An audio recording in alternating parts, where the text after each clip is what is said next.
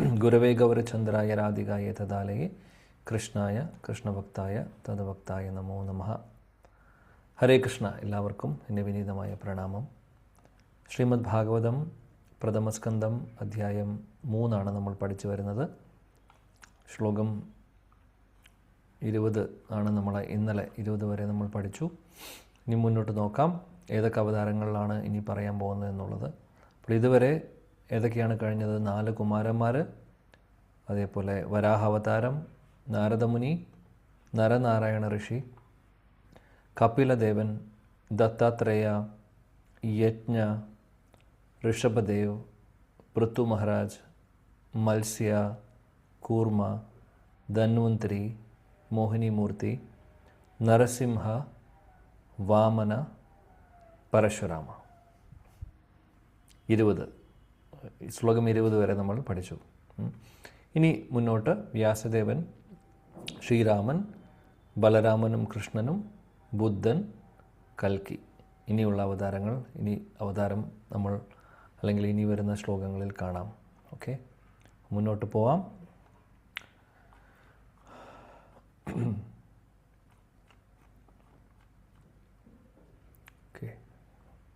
തഥാ സപ്തദശേ ജാതഃ സത്യവത്യാം പരാശരാത് ചക്രേ വേദതരോ ശാഖ ദൃഷ്ട്വാ പുംസോം അല്പമേധസഃ.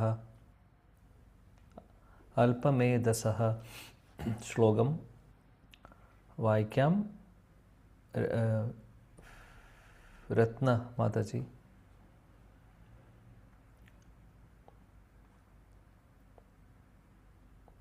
ഓക്കെ. ജ്യോതി ലക്ഷ്മി മാതാജി.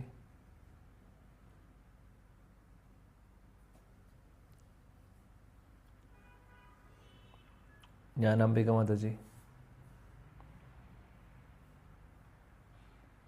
ഓം നമോ ഭഗവതേ വാസുദേവായ.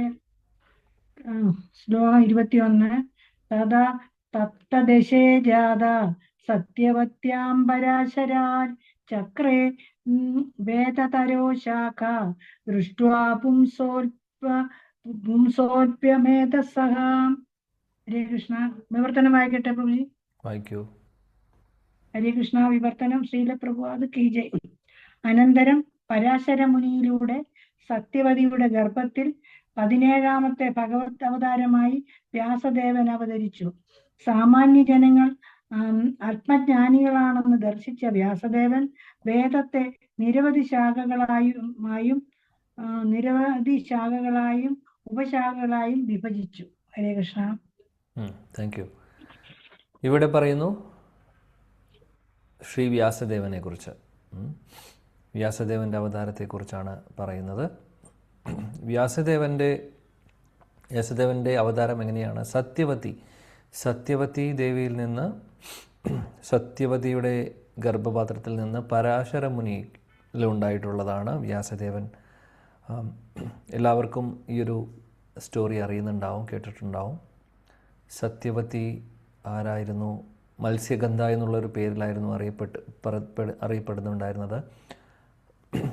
ഒരു ഫിഷർമാൻ അല്ലെങ്കിൽ മുക്കുവൻ്റെ മകളായിരുന്നു സത്യവതി. മത്സ്യഗന്ധ. ഒരിക്കൽ പരാശര മുനി അവരുടെ കൂടെ വഞ്ചിയിൽ പോകുന്ന സമയത്ത് കാണുന്നു.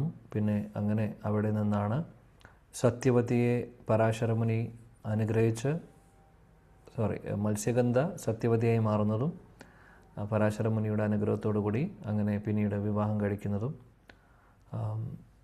അവരിൽ നിന്ന് ഉണ്ടാവുന്നതാണ് വ്യാസദേവൻ. വ്യാസദേവനെക്കുറിച്ച് നമുക്കെല്ലാവർക്കും അറിയാം അല്ലെങ്കിൽ കേട്ടിട്ടുണ്ടാവും. വ്യാസദേവനാണ് വേദങ്ങൾ എഴുതിയിട്ടുള്ളത്. വ്യാസദേവൻ ഭഗവാന്റെ അവതാരങ്ങളിൽ ഒന്നായിട്ട് ഇവിടെ പറയുന്നു, അല്ലേ? ഭഗവാന്റെ ശക്തി ആവേശ അവതാരം തന്നെയാണ് വ്യാസദേവൻ. വ്യാസദേവൻ ഭഗവാന്റെ അവതാരം അല്ലെങ്കിൽ അദ്ദേഹത്തിന് വേദങ്ങൾ എങ്ങനെ എഴുതാൻ സാധിക്കും? വേദങ്ങൾ ഭഗവാൻ ശ്വാസം വിടുമ്പോൾ വരുന്നതാണ് എന്നും പറയുന്നുണ്ട്. പുരാണങ്ങളിൽ അല്ലെങ്കിൽ ശാസ്ത്രങ്ങളിൽ പറയുന്നുണ്ട്. ഗരുഡൻ ചിറകടിക്കുമ്പോൾ വേദങ്ങൾ സാമവേദം വരുന്നു എന്നും പറയുന്നു, അല്ലെ? സാമവേദം ചൊല്ലുന്നു. അത് ഗരുഡൻ സ്തുതിക്കുന്നതാണ് ഭഗവാനെ. സാമവേദ വേദങ്ങൾ ശ്ലോകങ്ങൾ ഉപയോഗിച്ച്. അപ്പോൾ അതേപോലെ ഇതെല്ലാം വരുന്നത് ഈ ഭാഗവതം, ഭഗവത്ഗീത, ശാസ്ത്രങ്ങളെല്ലാം തന്നെ, ഉപനിഷത്തുകളാവട്ടെ, അതേപോലെ മറ്റുള്ള പുരാണങ്ങളാവട്ടെ, എല്ലാം തന്നെ ഭഗവാനെക്കുറിച്ചുള്ളതും ഭഗവാൻ പറഞ്ഞിട്ടുള്ളതും ഒക്കെ ആയിട്ടുള്ള കാര്യങ്ങളാണ്. എല്ലാം ഈ വേദങ്ങൾ എന്തിനാണ് തന്നിട്ടുള്ളത്? വേദൈശ്ച സർവേർ അഹമേവ വേദ്യ. ഭഗവത്ഗീതയിലെ 15-ാമത്തെ അധ്യായത്തിലെ 15-ാമത്തെ ശ്ലോകത്തിൽ പറയുന്നുണ്ട്, വേദങ്ങൾ ഭഗവാനെ മനസ്സിലാക്കുവാൻ വേണ്ടിയിട്ടുള്ളതാണ്, ഭഗവാനെ കുറിച്ച് അറിയാൻ വേണ്ടിയിട്ടുള്ളതാണ്, ഭഗവാനിലേക്ക് അടുപ്പിക്കാൻ വേണ്ടിയിട്ടുള്ളതാണ്. വേദങ്ങൾ നമുക്ക് തന്നിട്ടുള്ളത്, ശാസ്ത്രങ്ങൾ തന്നിട്ടുള്ളത് അതിന് വേണ്ടിയിട്ടാണ്. നമ്മളെപ്പോലുള്ള ഇവിടെ ഇരിക്കുന്ന ഈ ഭൗതിക ലോകത്തിലുള്ള കണ്ടീഷൻ സോൾ, അല്ലെങ്കിൽ നമ്മളെപ്പോലെ ഇവിടെ പെട്ടിരിക്കുന്ന ആളുകൾക്ക്, ബദ്ധാത്മാക്കളെ രക്ഷിക്കാൻ വേണ്ടി ഭഗവാന്റെ ഒരു അവതാര രൂപമാണ് ഈ വേദങ്ങൾ അല്ലെങ്കിൽ ശാസ്ത്രങ്ങൾ. ഒരു സംശയവും വേണ്ട ആ കാര്യത്തിൽ. അപ്പോൾ പറയുന്നു, വേദം ഒന്നായിരുന്നു ആദ്യം. ഇവിടെ പ്രഭുപാദ ഭാവാർത്ഥത്തിൽ പറയുന്നുണ്ട്, വേദം എന്ന് പറഞ്ഞാൽ ഒന്നാണ്. എന്നാൽ വ്യാസദേവൻ അതിനെ 4 4ആയിട്ട് ഡിവൈഡ് ചെയ്യുന്നു. സാമവേദം, യജുർവേദം, ഋഗ്വേദം, അഥർവവേദം. കാര്യം എന്തിനാണെന്ന് വെച്ചാൽ, കൂടുതൽ ആളുകൾക്ക്, അല്ലെങ്കിൽ ആളുകൾക്കിത് മനസ്സിലാവണ്ടേ. വേദങ്ങൾ അദ്ദേഹം ക്രമീകരിച്ചു, എഴുതി. ഇനി അത് മനസ്സിലാക്കാൻ ആളുകൾക്ക് മനസ്സിലാവണം. അപ്പോൾ അതുകൊണ്ട് കൂടുതൽ എളുപ്പത്തിന് വേണ്ടിയിട്ടാണ് അദ്ദേഹം ഡിവൈഡ് ചെയ്യുന്നത്. അതായത് സെക്ഷൻ വൈസ് അദ്ദേഹം അതിനെ ഡിവൈഡ് ചെയ്യുന്നു. പക്ഷേ അദ്ദേഹം അവിടെ നിർത്തുന്നില്ല. സാമവേദം, യജുർവേദം, ഋഗ്വേദം, അഥർവവേദം നമ്മൾ കേട്ടിട്ടുണ്ടാവും. 4 വേദങ്ങളെന്ന് പറയുന്നത്. 1 4ആയതാണ്. ഇനി അതല്ലാതെ ഇതിന് കുറേ ബ്രാഞ്ചസ് ഉണ്ട്. അതായത് പുരാണങ്ങളുണ്ട്, മഹാഭാരതമുണ്ട്. അപ്പോൾ പുരാണങ്ങളെയും ഒക്കെ പറയുന്നത് 5-ാമത്തെ വേദമായിട്ട് പറയും. കാര്യം പുരാണങ്ങൾ, ഇതിഹാസങ്ങളൊക്കെ ഈ വേദങ്ങളിൽ പറയുന്ന കാര്യങ്ങൾ അതിനെ എക്സ്പ്ലെയിൻ ചെയ്യുന്നതാണ്. അതിനെ മനസ്സിലാക്കുവാൻ അല്ലെങ്കിൽ സാധാരണ ആളുകൾക്ക് സാധിക്കില്ല. പുരാണങ്ങളും ഇതിഹാസങ്ങളിലൂടെയൊക്കെയാണ് വേദങ്ങളിൽ പറയുന്ന തത്വങ്ങളെല്ലാം എക്സ്പ്ലെയിൻ ചെയ്യുന്നത്. ഇപ്പോൾ നമുക്ക് സാമവേദം എടുത്ത് വായിച്ചു കഴിഞ്ഞാൽ എന്തെങ്കിലും മനസ്സിലാവുമോ? ഒന്നും മനസ്സിലാവാൻ പോകുന്നില്ല. അതിനുള്ള യോഗ്യതയില്ല നമുക്ക്. മനസ്സിലാക്കുവാനുള്ള വേദങ്ങളിൽ പറയുന്ന സൂത്രങ്ങൾ നമുക്ക് മനസ്സിലാക്കി, അതിൻ്റെ അർത്ഥം മനസ്സിലാക്കി എന്താണെന്ന് മനസ്സിലാവാൻ ഒരു യോഗ്യതയും നമുക്കില്ല. എന്നാൽ പുരാണങ്ങളും ഇതിഹാസങ്ങളും ഒക്കെ തന്നിട്ടുള്ളത് അതിനെ കൂടുതൽ എക്സ്പ്ലെയിൻ ചെയ്യുന്നു. അപ്പോൾ പറയുന്നു, വേദാന്തം എന്ന് പറഞ്ഞാൽ എല്ലാ വേദങ്ങളെയും വ്യാസദേവൻ കൺക്ലൂഡ് ചെയ്തുകൊണ്ട് എഴുതുന്നു. അതായത് എല്ലാത്തിൻ്റെയും എസെൻസ് ആയിട്ട് വേദാന്തം ആണ് അദ്ദേഹം അവസാനം, അല്ലെങ്കിൽ പുരാണങ്ങൾ അല്ലെങ്കിൽ ഭാഗവതം എഴുതുന്നതിനേക്കാൾ മുമ്പ് വേദങ്ങളെല്ലാത്തിനെയും അദ്ദേഹം ഒന്നും കൂടെ വിശകലനം ചെയ്തുകൊണ്ട് അതിനെ ഒരു എസെൻസ് എടുത്തുകൊണ്ട് വേദാന്തം എഴുതുന്നുണ്ട്. ആ വേദാന്തം എന്ന് പറഞ്ഞു കഴിഞ്ഞാൽ എല്ലാ വേദങ്ങളിലും പറയുന്ന കാര്യങ്ങൾ, ഇതിൻ്റെ സാരം അതിനകത്തുണ്ട്. എന്നാൽ ആ കാര്യങ്ങൾ അതും സൂത്ര രൂപത്തിലാണ് തരുന്നത്. ആ സൂത്രങ്ങൾ വായിച്ച് അതിനെ മനസ്സിലാക്കുവാൻ സാധിക്കില്ല. അപ്പോൾ വീണ്ടും അദ്ദേഹം അതിനെ എക്സ്പ്ലെയിൻ ചെയ്യാൻ വേണ്ടി ശ്രീമദ് ഭാഗവതം എഴുതുന്നു. പുരാണങ്ങൾ എഴുതുന്നു. പിന്നീട് ശ്രീമദ് ഭാഗവതം അവസാനം അദ്ദേഹം എഴുതുന്നു. ഭാഗവതത്തിൻ്റെ ആ ഒരു ഉത്ഭവത്തെക്കുറിച്ച് നമ്മൾ ഇനി വരുന്ന അധ്യായങ്ങളിൽ പഠിക്കും. മനോഹരമായിട്ടുള്ള സെക്ഷൻ വ്യാസദേവൻ നാരദമുനിയും തമ്മിലുള്ള ഒരു സംവാദമൊക്കെ ഇനി നമ്മൾ മുന്നോട്ട് കാണും എന്തായാലും. എന്നാൽ ഇത്രയും നമ്മളിപ്പോൾ മനസ്സിലാക്കുക, വ്യാസദേവനാണ് ഇതിനെ 1 4ആക്കുന്നതും പിന്നീട് പുരാണങ്ങൾ എഴുതുന്നതും മഹാഭാരതവും ഇതിഹാസങ്ങളും പുരാണങ്ങളും ഉപനിഷത്തുകളും എല്ലാം തന്നെ വ്യാസദേവൻ്റെ രചനയാണ്. വ്യാസദേവനാണ് അത് ക്രമീകരിക്കുന്നത്, നമുക്ക് തന്നിട്ടുള്ളത്.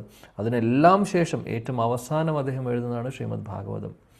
ഇവിടെ പറയുന്നു, വ്യാസദേവൻ അത്രയും വലിയൊരു പോസ്റ്റാണ് അല്ലെങ്കിൽ പൊസിഷനാണ് ആർക്കുള്ളത്?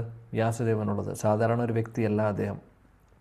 വേറൊരു കാര്യം കൂടെ ഇവിടെ പറയുന്നുണ്ട്. അതായത് ഈ വേദങ്ങൾ ഇതേപോലെ ഗ്രന്ഥരൂപത്തിൽ എഴുതുന്നത് ദ്വാപരയുഗം കഴിയാറാവുമ്പോൾ കലിയുഗത്തിലേക്ക് പ്രവേശിക്കുന്നതിനേക്കാൾ മുമ്പാണ് വ്യാസദേവൻ ഇതിനെ ഗ്രന്ഥരൂപത്തിൽ എഴുതുന്നത്. കാര്യം മറ്റുള്ള യുഗങ്ങളിലുള്ള ആളുകൾക്ക് ഇതിന് നമ്മളെപ്പോലെയല്ല, അല്പബുദ്ധിയല്ല ഉള്ളത്. നമ്മുടെ മെമ്മറി പോലെയല്ല അവരുടെ മെമ്മറി. പ്രായേണ അല്പായുഷ സഭ്യ കലോ അസ്മിൻ യുഗേജന മന്ദ സുമന്തമതയോ മന്ദഭാഗ്യ, അല്ലേ? ഇതെല്ലാം നമ്മൾ കലിയുഗത്തിലെ ആളുകളുടെ സ്പെഷ്യാലിറ്റികളാണ്. ബുദ്ധി കുറവാണ്, ഓർമ്മശക്തി കുറവാണ്, മടിയാണ് എന്നുള്ളതൊക്കെ. മറ്റുള്ള യുഗങ്ങളിൽ അങ്ങനെയല്ല.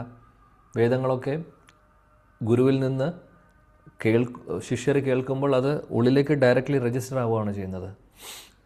എന്നാൽ ഇന്നത്തെ കലിയുഗത്തിലെ ആളുകൾക്ക് അതിന് സാധിക്കാത്തത് കൊണ്ട് ഇത് ഗ്രന്ഥരൂപത്തിൽ വരുന്നു. പിന്നീട് അതിനെ ഇപ്പോൾ നമ്മുടെ ആചാര്യന്മാരുടെ മഹാകൃപ കൊണ്ട് അത് പുസ്തക രൂപത്തിൽ നമ്മുടെ വീട്ടിലേക്ക് വരെ എത്തിയിരിക്കുകയാണ്. ശ്രീമദ് ഭാഗവതം അല്ലെങ്കിൽ മറ്റുള്ള പുരാണങ്ങളുമൊക്കെ. അപ്പോൾ അത്രയും നമ്മൾ എന്നിട്ടും അത് മനസ്സിലാക്കാൻ നമുക്ക് സാധിക്കുന്നുണ്ടോ എന്ന് ചോദിച്ചു കഴിഞ്ഞാൽ ഇല്ല. അതാണ് അവസ്ഥ. ഇത്രയൊക്കെ ചെയ്തു തന്നിട്ടും നമുക്ക് അതിൽ പറയുന്ന കാര്യങ്ങൾ എസെൻസ് എന്താണെന്ന് മനസ്സിലാക്കാൻ സാധിക്കുന്നില്ല. പ്രഭുപാദ് ഭാവാർത്ഥത്തിൽ കുറച്ച് കാര്യം കൂടെ പറയുന്നു. അതായത് ഈ കലിയുഗത്തിലെ ആളുകൾക്ക് ഒന്നാമത് എല്ലാവരും അന്ധരാണ്, അല്ലെങ്കിൽ അറിവില്ലാത്ത ആളുകളാണ്. ബ്രാഹ്മണരായിട്ട് ജനിച്ചിട്ടുള്ള ആളുകൾ, അതായത് ബ്രാഹ്മണ കുലത്തിൽ ജനിച്ചിട്ടുള്ളവരും ശൂദ്രരെ പോലെയാണ്. കാര്യം എന്താണ്? ഈ കലിയുഗത്തിലെ അവസ്ഥ അതാണ്. ബ്രാഹ്മണരുടേതായിട്ടുള്ള ക്വാളിഫിക്കേഷൻ ആർക്കും ഇല്ല. ബ്രാഹ്മണിക്കൽ ക്വാളിഫിക്കേഷൻ വേണം. ബ്രാഹ്മണനായിട്ട് ജനിച്ചാൽ മാത്രം പോരാ. ജന്മം കൊണ്ട് മാത്രമല്ല, കർമ്മം കൊണ്ട് ബ്രാഹ്മണനായിരിക്കണം. അല്ലേ? ശൂദ്രൻ്റെ പണി ചെയ്യുകയാണെങ്കിൽ ബ്രാഹ്മണൻ്റെ പണി ചെയ്യുന്നില്ലെങ്കിൽ കാര്യം എന്താണുള്ളത്? അതാണ് ഇന്നത്തെ കാലത്തെ അവസ്ഥ. അപ്പം അതുകൊണ്ട് ഇവിടെ പറയുന്നു ദ്വിജബന്ധു എന്ന് ഇവിടെ പറയുന്നുണ്ട് ശീലപ്രഭു. ദ്വിജബന്ധു എന്ന് പറഞ്ഞു കഴിഞ്ഞാൽ, ദ്വിജൻ എന്ന് പറഞ്ഞു കഴിഞ്ഞാൽ രണ്ട് ബർത്ത്, അല്ലെങ്കിൽ രണ്ട് പ്രാവശ്യം ജനിക്കുക എന്ന് പറയുന്നതിനാണ് ദ്വിജർ എന്ന് പറയുക. ബ്രാഹ്മണരെ ശരിക്കും പറയുകയാണെങ്കിൽ ദ്വിജർ എന്നാണ് വിളിക്കുക. കാര്യം എന്താണെന്ന്, ദ്വിജ എന്ന് പറഞ്ഞാൽ 2 പ്രാവശ്യം ജനിക്കുന്നു, 2 ജന്മം എന്ന് ഉദ്ദേശിക്കുന്നതിൻ്റെ അർത്ഥം എന്താണെന്ന് വെച്ചാൽ, 1 നമ്മുടെ മാതാപിതാക്കളിൽ നിന്ന് ജനിക്കുന്നത്, 2 ദീക്ഷ കിട്ടിയതിന് ശേഷം ഗുരുവിൽ നിന്ന് ദീക്ഷ കിട്ടുമ്പോൾ രണ്ടാമത്തെ ഒരു ജന്മമായിട്ടാണ് നമ്മളതിനെ മനസ്സിലാക്കേണ്ടത്.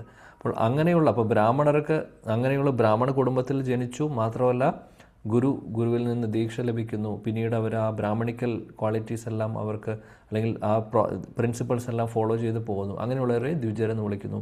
എന്നാൽ ഇന്നത്തെ കാലത്ത് ഈ കലിയുഗത്തിൽ അങ്ങനെയുള്ള ദ്വിജരാരും ഇല്ലാത്തൊരവസ്ഥയാണ്. അതുകൊണ്ട് എല്ലാവരും ദ്വിജബന്ധു എന്നാണ് വിളിക്കുന്നത്, ദ്വിജബന്ധുക്കൾ എന്നാണ് വിളിക്കുന്നത്. ദ്വിജബന്ധു എന്ന് പറഞ്ഞു കഴിഞ്ഞാൽ അതായത് ക്വാളിറ്റി, ജന്മം ചിലപ്പോൾ ഒരുപക്ഷെ ബ്രാഹ്മണ കുലത്തിലായിരിക്കും, പക്ഷേ അതിൻ്റെ ക്വാളിറ്റീസ് ഇല്ലാത്ത അവസ്ഥയാണ്. ദ്വിജബന്ധു എന്ന് പറഞ്ഞാൽ ചുരുക്കം പറഞ്ഞാൽ ശൂദ്രരും അതേപോലെ ഉള്ള ആളുകളെയാണ് പറയുന്നത്. ഇപ്പോൾ നമ്മളൊക്കെ ഈ കാറ്റഗറിയിൽ വരും. അപ്പോൾ ഇങ്ങനെയുള്ളവർക്ക്, കാര്യം നമ്മളെപ്പോലുള്ള ആളുകൾക്ക് വേദങ്ങൾ മനസ്സിലാക്കുവാനുള്ള ആ ഒരു യോഗ്യതയും അല്ലെങ്കിൽ അതിനുള്ള ബുദ്ധിയും ഒന്നും ഇല്ലാത്തത് കൊണ്ട് ഇത്രയും ഒരുപാട് ബ്രാഞ്ചസ് വ്യാസദേവൻ കൊണ്ടുവരുന്നു. മാത്രമല്ല മഹാഭാരതം എഴുതുന്നു. മഹാഭാരതമൊക്കെ ഒന്നും കൂടെ ആളുകളിലേക്ക്, അതായത് മഹാഭാരതം പറയുന്നുണ്ട്. മഹാഭാരതം ഇനി നമ്മൾ അടുത്ത ചാപ്റ്ററിൽ പഠിക്കുമ്പോൾ അവിടെ പറയുന്നുണ്ട്, മഹാഭാരതം വ്യാസദേവൻ എഴുതാൻ കാരണം ശൂദ്രർക്കും അല്ലെങ്കിൽ ബുദ്ധി കുറഞ്ഞിട്ടുള്ള ആൾക്കാർക്കൊക്കെ തത്വങ്ങൾ മനസ്സിലാക്കാൻ വേണ്ടിയിട്ട് കഥയിലൂടെ അദ്ദേഹം പ്രസൻറ്റ് ചെയ്യുകയാണ് ചെയ്യുന്നത്. അപ്പോൾ അതുകൊണ്ടാണ് മഹാഭാരതത്തിൽ ഒരുപാട് ടോപ്പിക്സ് ഉണ്ട്, പൊളിറ്റിക്സ് ഉണ്ട്, ഒരുപാട് വിഷയങ്ങളുണ്ട് അതിനകത്ത്. പക്ഷേ അതിനകത്ത് ഭഗവത്ഗീതയുണ്ട്, തത്വങ്ങളുമുണ്ട്. തത്വങ്ങൾ പൂർണ്ണമായിട്ടും, അല്ലെങ്കിൽ തത്വങ്ങൾ മാത്രം പറഞ്ഞു കഴിഞ്ഞാൽ അതിനുള്ള കപ്പാസിറ്റി ഇല്ലാത്തതുകൊണ്ടാണ് ഒരു ഇതിഹാസം, ഒരു കഥരൂപത്തിൽ അദ്ദേഹം അതിനെ പ്രസൻറ്റ് ചെയ്യുന്നത്. അങ്ങനെയാണ് വ്യാസദേവൻ സ്ഥലവും സമയവും അനുസരിച്ച് ആളുകൾക്ക് പറ്റുന്നത് എന്താണോ, ഉൾക്കൊള്ളാൻ പറ്റുന്നത് എന്താണോ അതനുസരിച്ച് അദ്ദേഹം വേദങ്ങളെ ഡിവൈഡ് ചെയ്യുന്നു. പിന്നീടും ഒരുപാട് കാര്യങ്ങൾ അദ്ദേഹം ചെയ്യുന്നു. അവസാനമാണ് ഭാഗവതം എഴുതുന്നത്. അത് നമ്മൾ അടുത്ത ചാപ്റ്ററിൽ അതിനെക്കുറിച്ചുള്ള വിശദീകരണങ്ങൾ നമ്മൾ കാണും. ശ്ലോകം 22 നോക്കാം. നരദേവത്വം ആപന്ന സുരകാര്യ ചികിത്സയാ സമുദ്ര നിഗ്രഹാദീനി ചക്രേ വീര്യാനി അതപരം.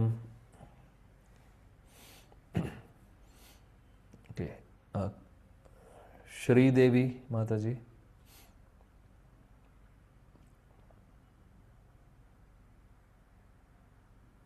ഓക്കെ. ഓം നമോ ഭഗവതേ വാസുദേവായ. ഓക്കെ, വായിക്കൂ. ഓം നമോ ഭഗവതേ വാസുദേവായ. നരദേവത്വമാപന്ന സുരകാര്യ ചികീർഷയാ സമുദ്ര നിഗ്രഹാദീനി ചക്രേ വീര്യാണ്യഥാ പരം. ഹരേ കൃഷ്ണ. വിവർത്തനം വായിക്കട്ടെ പ്രഭു. യെസ്. ഹരേ കൃഷ്ണ. 18-ാം അവതാരത്തിൽ ഭഗവാൻ ശ്രീരാമചന്ദ്രനായി വന്നു. ദേവന്മാരെ പ്രീതിപ്പെടുത്താനായി ഭഗവാൻ മഹാസമുദ്രത്തെ നിയന്ത്രണ വിധേയമാക്കി.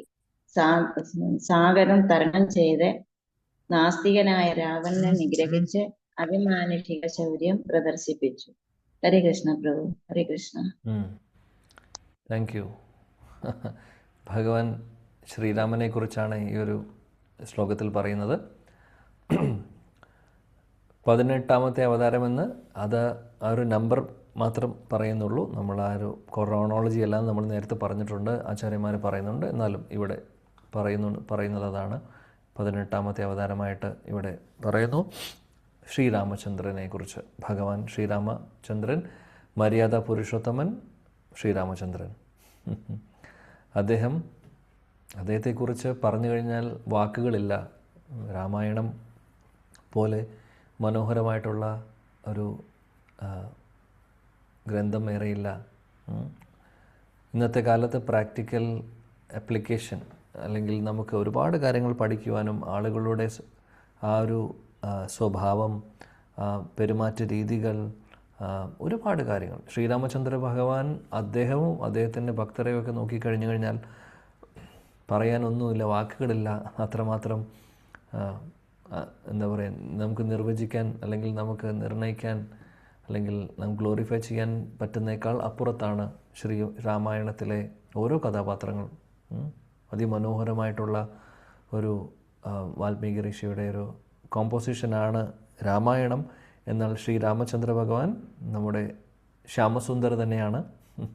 ബ്രജേന്ദ്ര നന്ദൻ, ശ്രീ നന്ദനന്ദൻ ഗോപാൽ തന്നെയാണ് ശ്രീരാമൻ.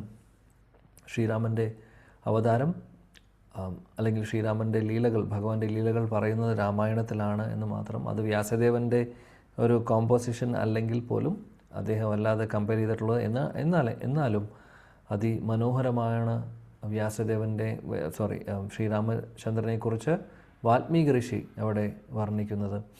അപ്പോൾ ഇവിടെ പറയുന്നു ശ്ലോകത്തിൽ ഭഗവാന്റെ 18-ാമത്തെ അവതാരമായിട്ട് രാമൻ ശ്രീരാമനാണെന്ന് പറയുന്നു. ശ്രീരാമചന്ദ്ര ഭഗവാനെക്കുറിച്ച് എല്ലാവർക്കും അറിയാം. കഥ എങ്ങനെയാണ് കഥ മുന്നോട്ട് പോയിട്ടുള്ളത് എന്നുള്ളത്. ശ്രീരാമചന്ദ്ര ഭഗവാന്റെ കുട്ടിക്കാലത്തെ ബാല്യലീലകൾ അധികം പറയുന്നില്ല. വാൽമീകി രാമായണത്തിൽ വളരെ കുറച്ചേ ഉള്ളൂ. എന്നാൽ മറ്റുള്ള രാമായണങ്ങളിൽ വേറെ എഡിഷൻസിലൊക്കെ ചെറിയൊരു വിശദീകരണമുണ്ട്. എന്നാലും കൃഷ്ണൻ, നമ്മുടെ ബ്രജേന്ദ്രനാഥൻ കൃഷ്ണനെക്കുറിച്ചുള്ള പോലെ ഒരു എക്സ്പ്ലനേഷൻസും ഇല്ല. അതുകൊണ്ടാണ് കൃഷ്ണനെ ലീലാപുരുഷോത്തമൻ എന്ന് വിളിക്കുന്നത്. കാര്യം എല്ലാ പ്രായത്തിൽ കുട്ടിയായി ജനിച്ച മുതൽ ലീലകൾ തുടങ്ങുവാണ്. ഓരോ സ്റ്റേജസിലും കൃഷ്ണലീലകളുണ്ട്. ഇതേപോലെ വേറൊരു അവതാരത്തിനില്ല. അതുകൊണ്ട് തന്നെയാണ് കൃഷ്ണസ്തു ഭഗവാൻ സ്വയം. നമ്മൾ ആ ശ്ലോകത്തിലേക്ക് എത്തിയിട്ടില്ല. അതിനു മുമ്പ് നമ്മൾ പറഞ്ഞു മാത്രം. ഭഗവാനെ പോലെ കൃഷ്ണനെ പോലുള്ള കൃഷ്ണനാണ് എല്ലാത്തിൻ്റെയും തുടക്കം എന്നുള്ളത് തന്നെ ഒരു പ്രൂഫാണ്. അതും കൂടെ ശ്രീരാമചന്ദ്ര ഭഗവാന്റെ അവതാരവും ഒരുപാട് അതിൽ മനോഹരമായിട്ടുള്ള ഒരുപാട് സന്ദർഭങ്ങളുണ്ട്, ലീലകളുണ്ട്. എങ്ങനെയാണ് അദ്ദേഹത്തിന് കാട്ടിലേക്ക് പോവേണ്ടി വരുന്നതും അതിനുശേഷം കാട്ടിൽ നടക്കുന്ന കാര്യങ്ങളും സീതാദേവിയെ തട്ടിക്കൊണ്ടുപോയി പോയതിന് ശേഷം അദ്ദേഹം മറ്റുള്ള വാനരന്മാരുടെ സഹായം തേടുന്നതും അദ്ദേഹത്തിന് തനിയെ സാധിക്കാത്തതാണോ സീതാദേവിയെ രക്ഷിക്കാൻ? പക്ഷേ അദ്ദേഹം നരലീല ചെയ്യുന്നതുകൊണ്ട് മറ്റുള്ള വാനരന്മാരുടെ സഹായം തേടുന്നു. അങ്ങനെ ഓരോരുത്തരും അവരുടെ സഹായത്തോടു കൂടി പിന്നീട് അദ്ദേഹം ക്രോസ് ചെയ്യുന്നു. അതിനു മുമ്പ് നമ്മുടെ ഹനുമാൻജി പോകുന്നു. ഹനുമാൻജി ദൂതനായി പോകുന്നുണ്ട്. അവിടെ പോയി കാര്യങ്ങൾ പറയുന്നു. അതിനുശേഷം പിന്നെ ശ്രീരാമചന്ദ്രനും ബാക്കി എല്ലാവരും കൂടെ പോകുന്നു, രാവണനെ നിഗ്രഹിക്കുന്നു. ഇതെല്ലാം ഒറ്റ ശ്ലോകത്തിൽ ഇവിടെ പറയുന്നു. സൂത ഗോസ്വാമി ഒറ്റ ശ്ലോകത്തിൽ പറഞ്ഞിരിക്കുകയാണ്. അപ്പോൾ ഭാവാർത്ഥത്തിൽ പ്രഭുപാദജി ആണെങ്കിൽ രാമായണം വളരെ ചുരുക്കത്തിൽ അദ്ദേഹത്തിൻ്റെ ഭാവാർത്ഥത്തിൽ ഇവിടെ ഉൾക്കൊണ്ടിട്ടുണ്ട്, ഉൾപ്പെടുത്തിയിട്ടുണ്ട്. അദ്ദേഹം പറയുന്നു ഭഗവാൻ കൃഷ്ണൻ അല്ലെങ്കിൽ പരമദിവ്യത്വം പുരുഷൻ ശ്രീരാമനായിട്ട് വരുന്നത് ഒരു നരനെ പോലെ അല്ലെങ്കിൽ ഒരു സാധാരണ ഒരു മനുഷ്യനെ പോലെ അദ്ദേഹം വരുന്നു. മറ്റുള്ള ദേവതമാരുടെ പ്രീതിപ്പെടുത്താൻ വേണ്ടി ശ്ലോകത്തിലും പറയുന്നുണ്ട്. അല്ലെങ്കിൽ അദ്ദേഹത്തിൻ്റെ അവതാരത്തിനും ലക്ഷ്യമുണ്ടായിരുന്നു. കാര്യം രാവണനെ പോലുള്ള ആളുകളെ അവസാനിപ്പിക്കാൻ വേണ്ടി. അത് ഒരു ബാഹ്യമായിട്ടുള്ള ഒരു റീസണാണ്. നമ്മളെപ്പോഴും പറയും പരിത്രാണായ സാധൂനാം വിനാശായ ചതുഷ്കൃതാം. വിനാശായ ചതുഷ്കൃതാം സെക്കൻഡറിയാണ്, എന്നാൽ പരിത്രാണായ സാധൂനാമാണ് ആദ്യത്തെ. ഭക്തരെ പ്രൊട്ടക്റ്റ് ചെയ്യുക എന്നുള്ളതാണ് കാര്യം. ഒരുപാട് ഭക്തർ രാമലീലയിലുണ്ട്, ഒരുപാട് ഭക്തരുണ്ട്. അവരുടെയൊക്കെ സന്തോഷത്തിന് വേണ്ടി ശ്രീരാമചന്ദ്ര ഭഗവാൻ അവതരിക്കുന്നു. അപ്പോൾ ഓരോ അവതാരത്തിന് പുറകിലും ഓരോ ലക്ഷ്യങ്ങളുണ്ട്. അപ്പോൾ അത് മനോഹരമായിട്ട് ഇപ്പോൾ രാമായണം വളരെ ഡീറ്റെയിൽഡാണ്. വാൽമീകി മുനി അതിനെ വളരെ ഭംഗിയായിട്ട് വളരെ ഡീറ്റെയിലായിട്ട് എഴുതുന്നുണ്ട്. ഒരുപാട് ശ്ലോകങ്ങളായിട്ട് ആണ് രാമായണം ഉള്ളത്. എനിക്ക് തോന്നുന്നു നിങ്ങൾ ഓൾറെഡി രാമായണം ഈ ഗ്രൂപ്പിൽ ഓൾറെഡി പഠിക്കുന്നുണ്ട്. എൻ്റെ പേഴ്സണൽ ഒരു ആഗ്രഹം കൂടിയാണ് എന്തെങ്കിലും ഒരു ദിവസം രാമായണം ക്ലാസ് ഇതുപോലെ സീരീസ് ഓഫ് ക്ലാസ്സസ് നമുക്ക് ചെയ്യാൻ പറ്റുമായിരുന്നെങ്കിൽ എത്രയോ നല്ലതായിരുന്നു. കാര്യം ഒരുപാട് കാര്യങ്ങൾ പ്രാക്ടിക്കലായിട്ട് നമുക്ക് ഇന്നത്തെ കാലത്ത് നമ്മൾ ഭക്തി പ്രാക്ടീസ് ചെയ്യാൻ ശ്രമിച്ചു കൊണ്ടിരിക്കുകയാണ്. അങ്ങനെയുള്ള നമ്മളെപ്പോലുള്ള ആളുകൾക്ക് നമ്മുടെ ക്യാരക്ടർ വളരെ ഇമ്പോർട്ടൻ്റ് ആണ്. സദാചാരങ്ങൾ ഒരുപാട് ഇമ്പോർട്ടൻ്റ് ആണ്. സംസാരിക്കേണ്ട രീതികൾ, ഒരുപാട് കാര്യങ്ങൾ നമ്മൾ പഠിക്കാനുണ്ട്. ഭാഗവതത്തിലുണ്ട് ഇതെല്ലാം. എന്നാലും കൂട്ടത്തിൽ ശ്രീരാമചന്ദ്ര ഭഗവാന്റെ ലീലകളും കൂടെ കേൾക്കുമ്പോൾ അത് എന്താ പറയുക, ശ്രീരാമചന്ദ്ര ഭഗവാന്റെ ലീലയ്ക്ക് അതിൻ്റേതായിട്ടുള്ളൊരു മാധുര്യമുണ്ട്, കൃഷ്ണൻ്റെ ലീലയ്ക്ക് അതിൻ്റേതായിട്ടുള്ള മാധുര്യമുണ്ട്. രണ്ടും നമുക്ക് കമ്പയർ ചെയ്യാൻ പറ്റിയിട്ടല്ല പറയുന്നത്, പക്ഷേ എന്നാലും അതിമനോഹരമാണ് രാമായണവും, ഒരു സംശയവും വേണ്ട ആ കാര്യത്തിൽ. അപ്പോൾ കൃഷ്ണലീലയെക്കുറിച്ച് ആണ് ഭാഗവതം പറയുന്നത്. അതേപോലെ തന്നെ മോസ്റ്റ് ഇമ്പോർട്ടൻ്റ് ആയിട്ട് നമുക്ക് ഫോളോ ചെയ്യാൻ പറ്റുന്ന അല്ലെങ്കിൽ പഠിക്കേണ്ടതായിട്ടുള്ളൊരു അറ്റ്ലീസ്റ്റ് കേൾക്കേണ്ടതായിട്ടുള്ളൊരു ഗ്രന്ഥം തന്നെയാണ് ശ്രീ രാമായണം. ഇവിടെ പ്രഭുപാദ് എന്തുകൊണ്ട് നമ്മുടെ കൃഷ്ണലീല ഇഷ്ടപ്പെടുന്നവർക്ക് രാമലീലയും ഇഷ്ടപ്പെടും, കൃഷ്ണൻ്റെ ഭക്തർക്ക് ശ്രീരാമചന്ദ്രൻ്റെ ലീലകളും തീർച്ചയായിട്ടും ഇഷ്ടപ്പെടും. കാര്യം വളരെ യുണീക്കായിട്ടുള്ളൊരു അവതാരമാണ് ശ്രീരാമൻ്റെ. അതേപോലെ ഒരു അവതാരമല്ല, വളരെ പെർഫെക്റ്റ് ജെൻറ്റിൽമാൻ. കൃഷ്ണനെ പോലെ ശ്യാമസുന്ദരനെ പോലെ ആ ഒരു ക്രൂക്കഡ്നെസ് ഇല്ല. രാമനും കൃഷ്ണനും തമ്മിലുള്ള വ്യത്യാസം എന്താണ്? ശ്രീരാമചന്ദ്ര ഭഗവാൻ സ്ട്രെയിറ്റ് ഫോർവേഡാണ്. അതിൽ കൃഷ്ണനെ പോലെ വളഞ്ഞിട്ടല്ല, കൃഷ്ണൻ്റെ നിൽപ്പും വളഞ്ഞിട്ടാണ്, കൃഷ്ണൻ്റെ ലീലകളും അങ്ങനെയാണ്. നമുക്കൊന്നും മനസ്സിലാവാത്ത രീതിയിലാണ് പലതും. അദ്ദേഹം ചെയ്യുന്ന പല കാര്യങ്ങളും അറിയില്ല. എന്നാൽ ശ്രീരാമചന്ദ്ര ഭഗവാൻ അങ്ങനെയല്ല, വളരെ പെർഫെക്റ്റ് ആയിട്ടുള്ള ഒരു ജെൻറ്റിൽമാൻ. ഒരു ശരിക്കും പറയുകയാണെങ്കിൽ റോൾ മോഡൽ ആക്കാൻ പറ്റുന്ന റോൾ മോഡൽ ഭഗവാൻ ആണ് ശ്രീരാമൻ. കൃഷ്ണനാണെങ്കിൽ വെണ്ണ കക്കുന്നു, കുസൃതികൾ കാണിക്കുന്നു, ഒരുപാട് കാര്യങ്ങൾ ചെയ്യുന്നു, നമ്മൾ കാണാത്ത കാര്യങ്ങൾ. ഇപ്പോൾ കൂട്ടുകാരുമായിട്ടുള്ള കളികളൊക്കെ ഭഗവാൻ കൃഷ്ണൻ്റെ ലീലകൾ നോക്കുവാണെങ്കിൽ ബ്രഹ്മവിമോഹൻ ലീലയ്ക്ക് ബ്രഹ്മാവിൻ്റെ ബോധം തന്നെ പോയത് എന്താണെന്ന് വെച്ചാൽ ഇതെങ്ങനെ ഒരു ഭഗവാൻ എന്ന് പറയുമ്പോൾ ഇങ്ങനെ സാധിക്കുന്നു, അല്ലെങ്കിൽ ഇത് ഭഗവാൻ ആണോ, എനിക്ക് സംശയമുണ്ട് എന്ന് അദ്ദേഹത്തിന് വരെ തോന്നി. അതാണ് കൃഷ്ണലീലയുടെ പ്രത്യേകത. അതായത് ആ ഒരു ഭഗവാൻ എന്ന് പറയുന്ന ആ ഒരു ഭാവമില്ല കൃഷ്ണലീലയിൽ. വൃന്ദാവനത്തിൽ നമ്മൾ പറയുന്ന വൃന്ദാവന ലീലയെക്കുറിച്ചാണ്. മധുരയിലും ദ്വാരകയിലും ആ ഒരു ഭഗവത് ഭാവമുണ്ട്. കാര്യം അങ്ങനെ അവർ കാണുന്നുണ്ട്, ഐശ്വര്യഭാവമുണ്ട്. എന്നാൽ തീരെ മാധുര്യം മാത്രമേ ഉള്ളൂ വൃന്ദാവനത്തിൽ. അപ്പോൾ അവിടുത്തെ മൂഡ് ഫുള്ളി ഡിഫറെൻ്റ് ആണ്. എന്നാൽ ശ്രീരാമചന്ദ്ര ഭഗവാന്റെ ലീലയിൽ അവിടെ നിന്ന് മാറി ഒരു സാധാരണ ഒരു മനുഷ്യനെ പോലെയാണ് അദ്ദേഹത്തിൻ്റെ ഡീലിങ്സ് എല്ലാം. ആളുകളുമായിട്ടുള്ള ഡീലിങ്സ് ആണെങ്കിലും നമ്മൾ ആ ലീല രാമായണം നോക്കിക്കഴിഞ്ഞാൽ കാണാൻ സാധിക്കും. ഇല്ലെങ്കിൽ ഇത്രയും പവർഫുള്ളായിട്ടുള്ള ഒരു വ്യക്തി നമ്മുടെ സീതാദേവി പോയ സമയത്ത് അദ്ദേഹം കരയുന്നത് നമ്മൾ കണ്ടിട്ടുണ്ട്, അദ്ദേഹം മറ്റുള്ളവരുടെ ഹെൽപ്പ് എടുക്കുന്നത് നമ്മൾ കണ്ടിട്ടുണ്ട്. അദ്ദേഹത്തിന് സാധിക്കാത്ത കാര്യങ്ങളാണോ? ഭഗവാൻ ആയിക്കഴിഞ്ഞാൽ അദ്ദേഹത്തിന് സാധിക്കില്ലേ? രാവണനെ നിഗ്രഹിക്കാൻ എത്ര ബുദ്ധിമുട്ടാണോ?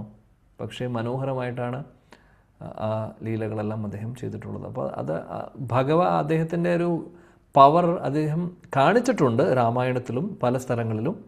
ഇപ്പോൾ കൃഷ്ണൻ്റെ ഒരു ശക്തി ഭഗവാനാണെന്നുള്ളത് തെളിയിക്കുന്നുണ്ട് പല ലീലകളിലും. അമാനുഷികമായിട്ടുള്ള പല കാര്യങ്ങളും ചെയ്യുന്നുണ്ട് കൃഷ്ണലീലയിൽ, കൃഷ്ണൻ ചെയ്യുന്നുണ്ട്. എന്നാൽ അതേപോലെ ശ്രീരാമചന്ദ്രനും ചെയ്യുന്നുണ്ട്. പക്ഷേ ത്രൂ ഔട്ട് നമുക്ക് കാണാൻ സാധിക്കില്ല. ചില സമയങ്ങളിൽ അദ്ദേഹത്തിൻ്റെ ആ ഗോഡ്ലി ഒരു ഡിസ്പ്ലേയും ഉണ്ട്, പക്ഷേ വളരെ ഹിഡൻ ആണ്, വളരെ കുറവാണ് അങ്ങനെയുള്ളത്. ശ്രീരാമചന്ദ്ര ഭഗവാൻ അദ്ദേഹത്തിൻ്റെ മനസ്സ് അല്ലെങ്കിൽ ഹൃദയം അലിയുമായിരുന്നു.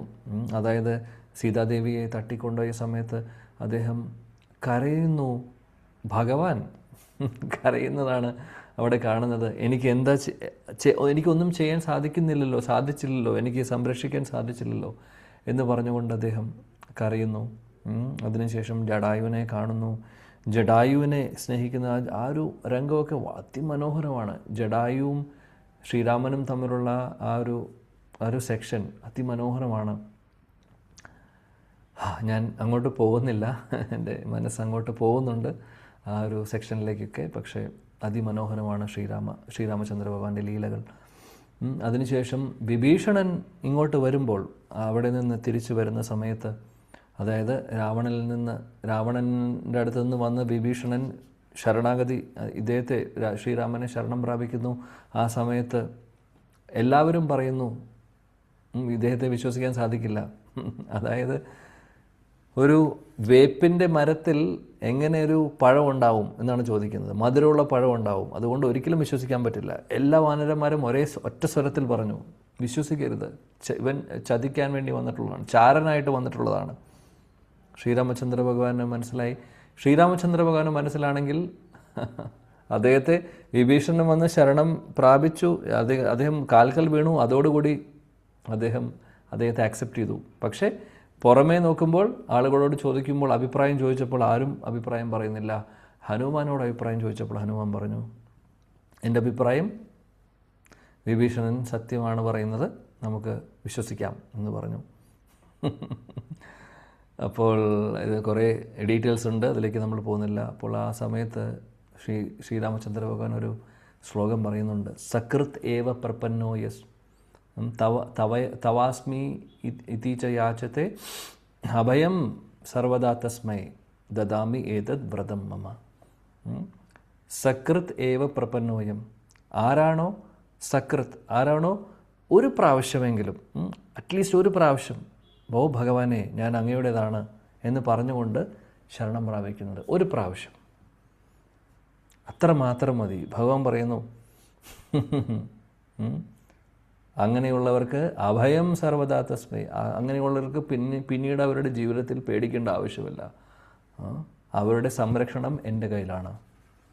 ഒരു പ്രാവശ്യം തവൈവാസ്മി, ഓ ഭഗവാനെ ഞാൻ അങ്ങയുടേതാണ്, ഞാൻ അങ്ങയുടെ മാത്രമാണ് എന്ന് പറഞ്ഞുകൊണ്ട് ആരാണോ ശരണം പ്രാപിക്കുന്നത് അവരുടെ കാര്യം ഞാൻ ഏറ്റു, പിന്നീട് അവരുടെ ജീവിതം എൻ്റെ കയ്യിലാണ് എന്നാണ് അദ്ദേഹം പറയുന്നത്.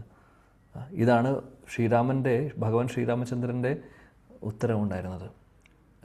വിഭീഷണൻ അവിടെ അല്ലെങ്കിൽ അദ്ദേഹം വന്ന് നമസ്കരിക്കുമ്പോൾ, ശരണം പ്രാപിക്കുമ്പോൾ വിശ്വസിക്കാമെന്ന് പറഞ്ഞുകൊണ്ട് അദ്ദേഹം പറഞ്ഞു, ദദാമി ഏതത് വ്രതം മമ. ശ്രീരാമൻ പറയുന്നു ഇതെൻ്റെ വ്രതമാണെന്ന് പറയുന്നു. അങ്ങനെ ആരെങ്കിലും എന്നെ ശരണം പ്രാപിച്ചിട്ടുണ്ടെങ്കിൽ ഒരു പ്രാവശ്യം അവരുടെ വായിൽ നിന്ന് വന്നു, ഭഗവാനെ ഞാൻ അങ്ങയുടേതാണ്, മതി, പിന്നെ അവരുടെ ജീവിതം എൻ്റെ കയ്യിലാണ്. ഇതെൻ്റെ വ്രതമാണ്, അങ്ങനെയുള്ളവരെ സംരക്ഷിക്കൽ, അങ്ങനെയുള്ളവർ സംരക്ഷിക്കുന്നത് എൻ്റെ വ്രതമാണ് എന്നാണ് ഭഗവാൻ പറയുന്നത് അവിടെ. ഇതാണ് ശ്രീരാമചന്ദ്ര ഭഗവാന്റെ മനസ്സ്. അത്രയും ദയാലുവാണ് ഭഗവാൻ ശ്രീരാമൻ. പിന്നീട് നമുക്ക് കാണാം, പിന്നീട് നമ്മൾ കണ്ടിട്ടുണ്ട് രാമായണത്തിൽ. അതിനുശേഷം ഇവർ സമുദ്രം ക്രോസ് ചെയ്യാൻ വേണ്ടി പോകുന്ന സമയത്ത് ഒരുപാട് കല്ലുകളൊക്കെ കൊണ്ടുവരുന്നു, ഒരുപാട് പർവ്വതങ്ങളൊക്കെ എടുത്ത്. ഹനുമാനൊക്കെ പർവ്വതമായിട്ടാണ് വരുന്നത്. എന്നിട്ട് ഇതെല്ലാം സമുദ്രം ഒരു ബ്രിഡ്ജ് ഉണ്ടാക്കുന്നു, ബ്രിഡ്ജിലൂടെ പോകുന്നു, അല്ലേ? ഈ കഥകളെല്ലാം കേട്ടിട്ടുണ്ടാവും. അപ്പോൾ ആ ഒരു സെക്ഷനും മനോഹരമാണ്. അവിടെ സർവീസ് ചെയ്യാൻ ഒരുപാട് ആളുകൾ വരുന്നുണ്ട്. കൂട്ടത്തിൽ ഒരു ചെറിയൊരു അണ്ണാനും ഉണ്ടായിരുന്നു. അണ്ണാനും അവിടെ സർവീസ് ചെയ്യുന്നുണ്ടായിരുന്നു, മണൽ കൊണ്ടുപോയി കൊടുക്കുന്നുണ്ടായിരുന്നു. മനോഹരമാണ്. അപ്പോൾ എന്തുകൊണ്ടിത് ഓർമ്മ വന്നെന്ന് വെച്ചാൽ, ശ്രീരാമചന്ദ്ര ഭഗവാൻ ആരെയും അദ്ദേഹം മറന്നിട്ടില്ല. എല്ലാവരെയും ഒരേപോലെ അദ്ദേഹം ട്രീറ്റ് ചെയ്തു. അദ്ദേഹത്തെ കാത്തിരുന്ന ശബരി, എത്രയോ വർഷങ്ങളാണ് ശബരി കാത്തിരുന്നത്, ഒരുപാട് വർഷങ്ങൾ. അദ്ദേഹത്തിൻ്റെ ശബരിയുടെ ആശ്രമത്തിൽ ശബരിയുടെ ഗുരുവും കൂടെയുണ്ടായിരുന്ന ശിഷ്യർ എല്ലാവരെയും അദ്ദേഹത്തിൻ്റെ ഗുരു മാതംഗ ഋഷി വൈകുണ്ഠത്തിലേക്ക് കൊണ്ടുപോയി. ശബരിയോട് പറഞ്ഞു, നിനക്കതിനുള്ള യോഗ്യതയില്ല, നീ ഇവിടെ നിന്നാൽ മതി, ആശ്രമം നോക്കി നടത്തണം, ആശ്രമം വൃത്തിയായി സൂക്ഷിക്കണം. മാതംഗ ഋഷിയും പോയി, എല്ലാവരും പോയി, ശബരി മാത്രം. പക്ഷെ ഒരു കാര്യം പറഞ്ഞു, നിൻ്റെ ആഗ്രഹം പോലെ, നിൻ്റെ മനസ്സിലുള്ള ആഗ്രഹം പോലെ നടക്കും, ഒരു ദിവസം നടക്കും, അതിനുവേണ്ടി കാത്തിരുന്നോളൂ, തയ്യാറായിട്ടിരുന്നോളൂ എന്ന് ഒരു വാക്കേ പറഞ്ഞുള്ളൂ. ശബരി അത് കേട്ടുകൊണ്ട് എല്ലാ ദിവസവും ശ്രീരാമനെ കാത്തിരിക്കും ആശ്രമമെല്ലാം വൃത്തിയാക്കി ഭംഗിയാക്കി അതിമനോഹരമായിട്ട് അവിടെ പൂന്തോട്ടമൊക്കെ ശബരി വെച്ച് നട്ട് പിടിപ്പിച്ചിരുന്നു. പുഷ്പങ്ങളെല്ലാം എല്ലാ ദിവസവും ആശ്രമം ഭംഗിയായി വൃത്തിയാക്കിക്കൊണ്ട് അവിടെ ഇരുന്നുകൊണ്ട് ഇങ്ങനെ അകലേക്ക് ഇങ്ങനെ നോക്കും, ശ്രീരാമൻ വരുന്നുണ്ടോ എന്ന്. ഇത് തുടങ്ങിയത് യൗവന അവസ്ഥയിൽ മുതൽ വൃദ്ധാവസ്ഥ വരെ നിശ്ചയദാർഢ്യത്തോടു കൂടി ഓരോ ദിവസവും കാത്തിരിക്കുമായിരുന്നു ശ്രീരാമനെ. അതേപോലെ എല്ലാ ദിവസവും പഴം, അതായത് കാട്ടിൽ നിന്നുള്ള പഴങ്ങൾ നമുക്കറിയാം, അത് കൊണ്ടുവന്ന് അതിൻ്റെ ടേസ്റ്റ് നോക്കുന്നതും കാര്യങ്ങളൊക്കെ, അല്ലെങ്കിൽ അത് നല്ലതാണെങ്കിൽ അത് മാറ്റിവെക്കുന്നു.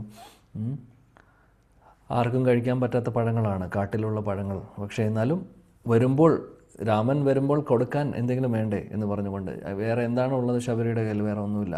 പക്ഷേ ശ്രീരാമചന്ദ്ര ഭഗവാൻ കാണുന്നത് എന്താണ്? ഹൃദയമാണ്, ഒരു ഭക്തൻ്റെ ഹൃദയമാണ്. അങ്ങനെ അവസാനം ഒരു ദിവസം വൃദ്ധാവസ്ഥയിലിരിക്കുമ്പോഴാണ് രാമൻ ലക്ഷ്മണനും കൂടെ അവിടെ വരുന്നത്.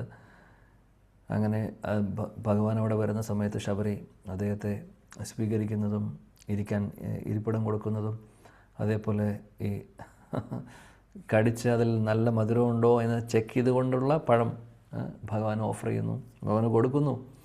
ഭഗവാൻ അത് സ്നേഹപൂർവ്വം അത് സ്വീകരിക്കുന്നു. അപ്പോൾ നമുക്കാർക്കും ശബരിയെ റിപ്പീറ്റ് ചെയ്യാൻ സാധിക്കില്ല, കഴിച്ചതിൻ്റെ ബാക്കി കൊടുക്കുന്നത്. എന്നാൽ ശബരിക്കത് സാധിക്കും. ഭഗവാൻ അത് അക്സെപ്റ്റ് ചെയ്തു. കാര്യം ശബരിയുടെ ഹൃദയം അങ്ങനെയായിരുന്നു, ശുദ്ധമായിരുന്നു, നമ്മളെപ്പോലെയല്ല. അവിടെ ഒരേ ആൾക്കേ സ്ഥാനമുണ്ടായിരുന്നുള്ളൂ, അത് ശ്രീരാമചന്ദ്ര ഭഗവാൻ മാത്രം. വേറെ ആർക്കും അവിടെ സ്ഥാനമില്ല, വേറെ ഒന്നിനോടും ഒരു അറ്റാച്ച്മെൻ്റ് ഇല്ല. നമ്മളെ സംബന്ധിച്ച് അങ്ങനെയല്ല. നമ്മളെ സംബന്ധിച്ച് 100 കാര്യങ്ങളോട് നമുക്ക് അറ്റാച്ച്മെൻ്റ് ഉണ്ട്. വീട്ടിലെ ആളുകളോട് അറ്റാച്ച്മെൻ്റ് ഉണ്ട്, ജോലിയോട് അറ്റാച്ച്മെൻ്റ് ഉണ്ട്, പൈസയോട് അറ്റാച്ച്മെൻ്റ്, മക്കളോട്, ഭാര്യ, ഭർത്താവ്, നാട്ടുകാർ അല്ലെങ്കിൽ റിലേറ്റീവ്സ്, രാജ്യത്തോടുള്ള, സ്ഥലത്തോടുള്ള, നമ്മുടെ ഭാഷയോടുള്ള അറ്റാച്ച്മെൻറ്റ്, എല്ലാത്തിനോടും, മൊബൈലിനോട്, ചെറിയൊരു സാധനം നമ്മുടെ അതിനോട് വരെ അറ്റാച്ച്മെൻറ്റാണ്. പിന്നെ എവിടെയാണ് ഭഗവാന് അവിടെ സ്ഥാനമുള്ളത്? എന്നാൽ ശബരിയും അതേപോലെ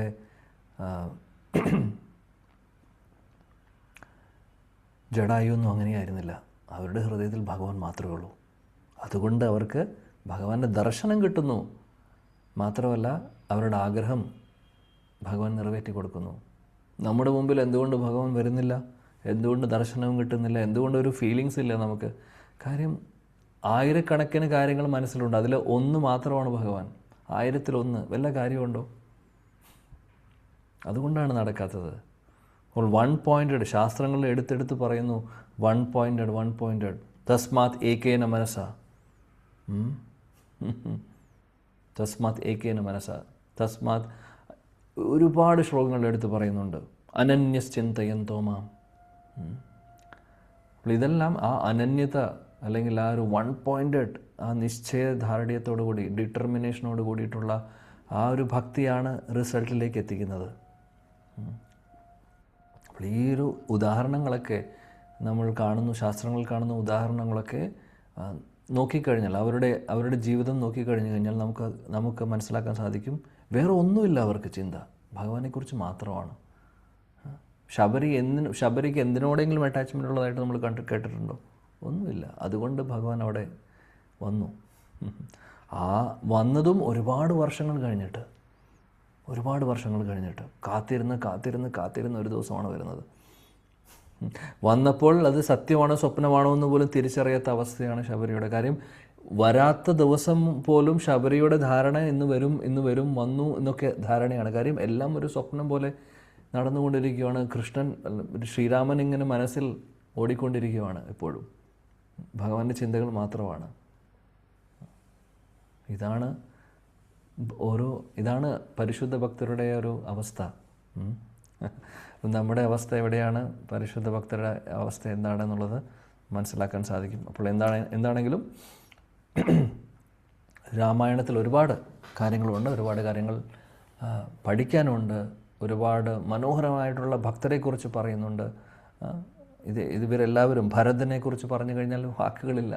ഭരതനെ പോലുള്ള ഒരു പരിശുദ്ധ ഭക്തൻ, അദ്ദേഹം ചെയ്തിട്ടുള്ള കാര്യങ്ങൾ, ലക്ഷ്മണൻ്റെ ക്യാരക്ടർ ഒന്ന് എടുത്ത് നോക്കിക്കഴിഞ്ഞാൽ എന്താണ് അവസ്ഥ? ലക്ഷ്മണൻ എല്ലാം ഉപേക്ഷിച്ച് ജ്യേഷ്ഠൻ്റെ കൂടെ പോകുന്നു. അദ്ദേഹത്തിന് വീടും കുടുംബവും ഒന്നും ഒരു വിഷയമേ ആയിരുന്നില്ല അദ്ദേഹത്തിന്. എന്നിട്ട് ഉറങ്ങാതെ 14 വർഷം ഉറങ്ങാതെ, ഒരു പോള് കണ്ണടയ്ക്കാതെ കാവൽ നിൽക്കുമായിരുന്നു. റെസ്റ്റ് എന്ന് പറഞ്ഞ സംഭവം ഉണ്ടായിട്ടില്ല അദ്ദേഹത്തിന്. ആർക്ക് വേണ്ടി ചെയ്യുന്നു? അദ്ദേഹത്തിൻ്റെ ഇഷ്ടദേവൻ ശ്രീരാമന് വേണ്ടി, സീതാദേവിക്കും. അപ്പോൾ ഇതേപോലുള്ള ക്യാരക്ടേഴ്സിനെ എവിടെയും കാണാൻ സാധിക്കില്ല. അതാണ് രാമായണം. അപ്പോൾ എന്താണെങ്കിലും ഭഗവാന്റെ മഹാകൃപയാണ് നമുക്ക് ഇങ്ങനെയുള്ളൊരു രാമായണം നമുക്ക് വന്നിട്ടുള്ളതും. ഭാഗവതം പോലെ തന്നെ ഇമ്പോർട്ടൻ്റ് ആണ്. അപ്പോൾ ഗൗഡീയ വൈഷ്ണവരാണെന്ന് വിചാരിച്ച് രാമായണത്തിനോട് നമുക്ക് ഇഷ്ടക്കുറവ് തോന്നേണ്ട കാര്യമില്ല. അല്ലെങ്കിൽ രാമചന്ദ്ര ഭഗവാൻ നമ്മുടെ കൃഷ്ണനല്ല. നമ്മൾ ഓർക്കുക, ശ്യാമസുന്ദർ ഒരു നരലീല ചെയ്യുന്നതാണ് ശ്രീരാമൻ്റെ അവതാരം. വളരെ സ്പെഷ്യലാണ്. ശ്യാമസുന്ദർ എന്ത് അവതാരം ചെയ്താലും അത് സൂപ്പറാണ്, അല്ലെങ്കിൽ അത് ശ്രേഷ്ഠമാണ്. നരഹരിയായിട്ട് നരസിംഹദേവനായി വന്നാലും നമ്മൾ സന്തോഷമാണ്. ശ്രീരാമചന്ദ്രനായി വന്നാലും ഹാപ്പിയാണ്. എല്ലാത്തിനും അതിൻ്റേതായിട്ടുള്ള പ്രത്യേകതയുണ്ട്. ഓക്കെ, അടുത്ത ശ്ലോകത്തിലേക്ക് പോവാം. 23. ഏകോനവിംശേ വിംശതിമേ വൃഷ്ണീനു പ്രാപ്യ ജന്മനി രാമകൃഷ്ണാവിതി ഭൂവോ ഭഗവാൻ അഹരദ്ഭരം. ഓക്കെ, വിജി മാതാജി ഉണ്ട്. വിജി മാതാജി.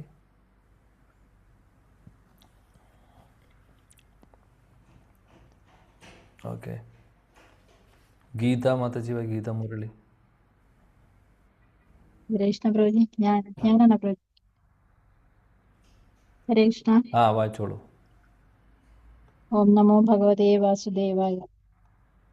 ഏകോനവിംശേ വിംശതിമേ വൃഷ്ണിഷു പ്രാപ്യ ജന്മനി രാമകൃഷ്ണാവിധി ഭൂവോ ഭഗവാൻ ഹരദ്ഭരം. വിവർത്തനം ബൈ ഭക്തിവേദാന്ത സ്വാമി ശ്രീല പ്രഭുപാദ് കി ജയ്.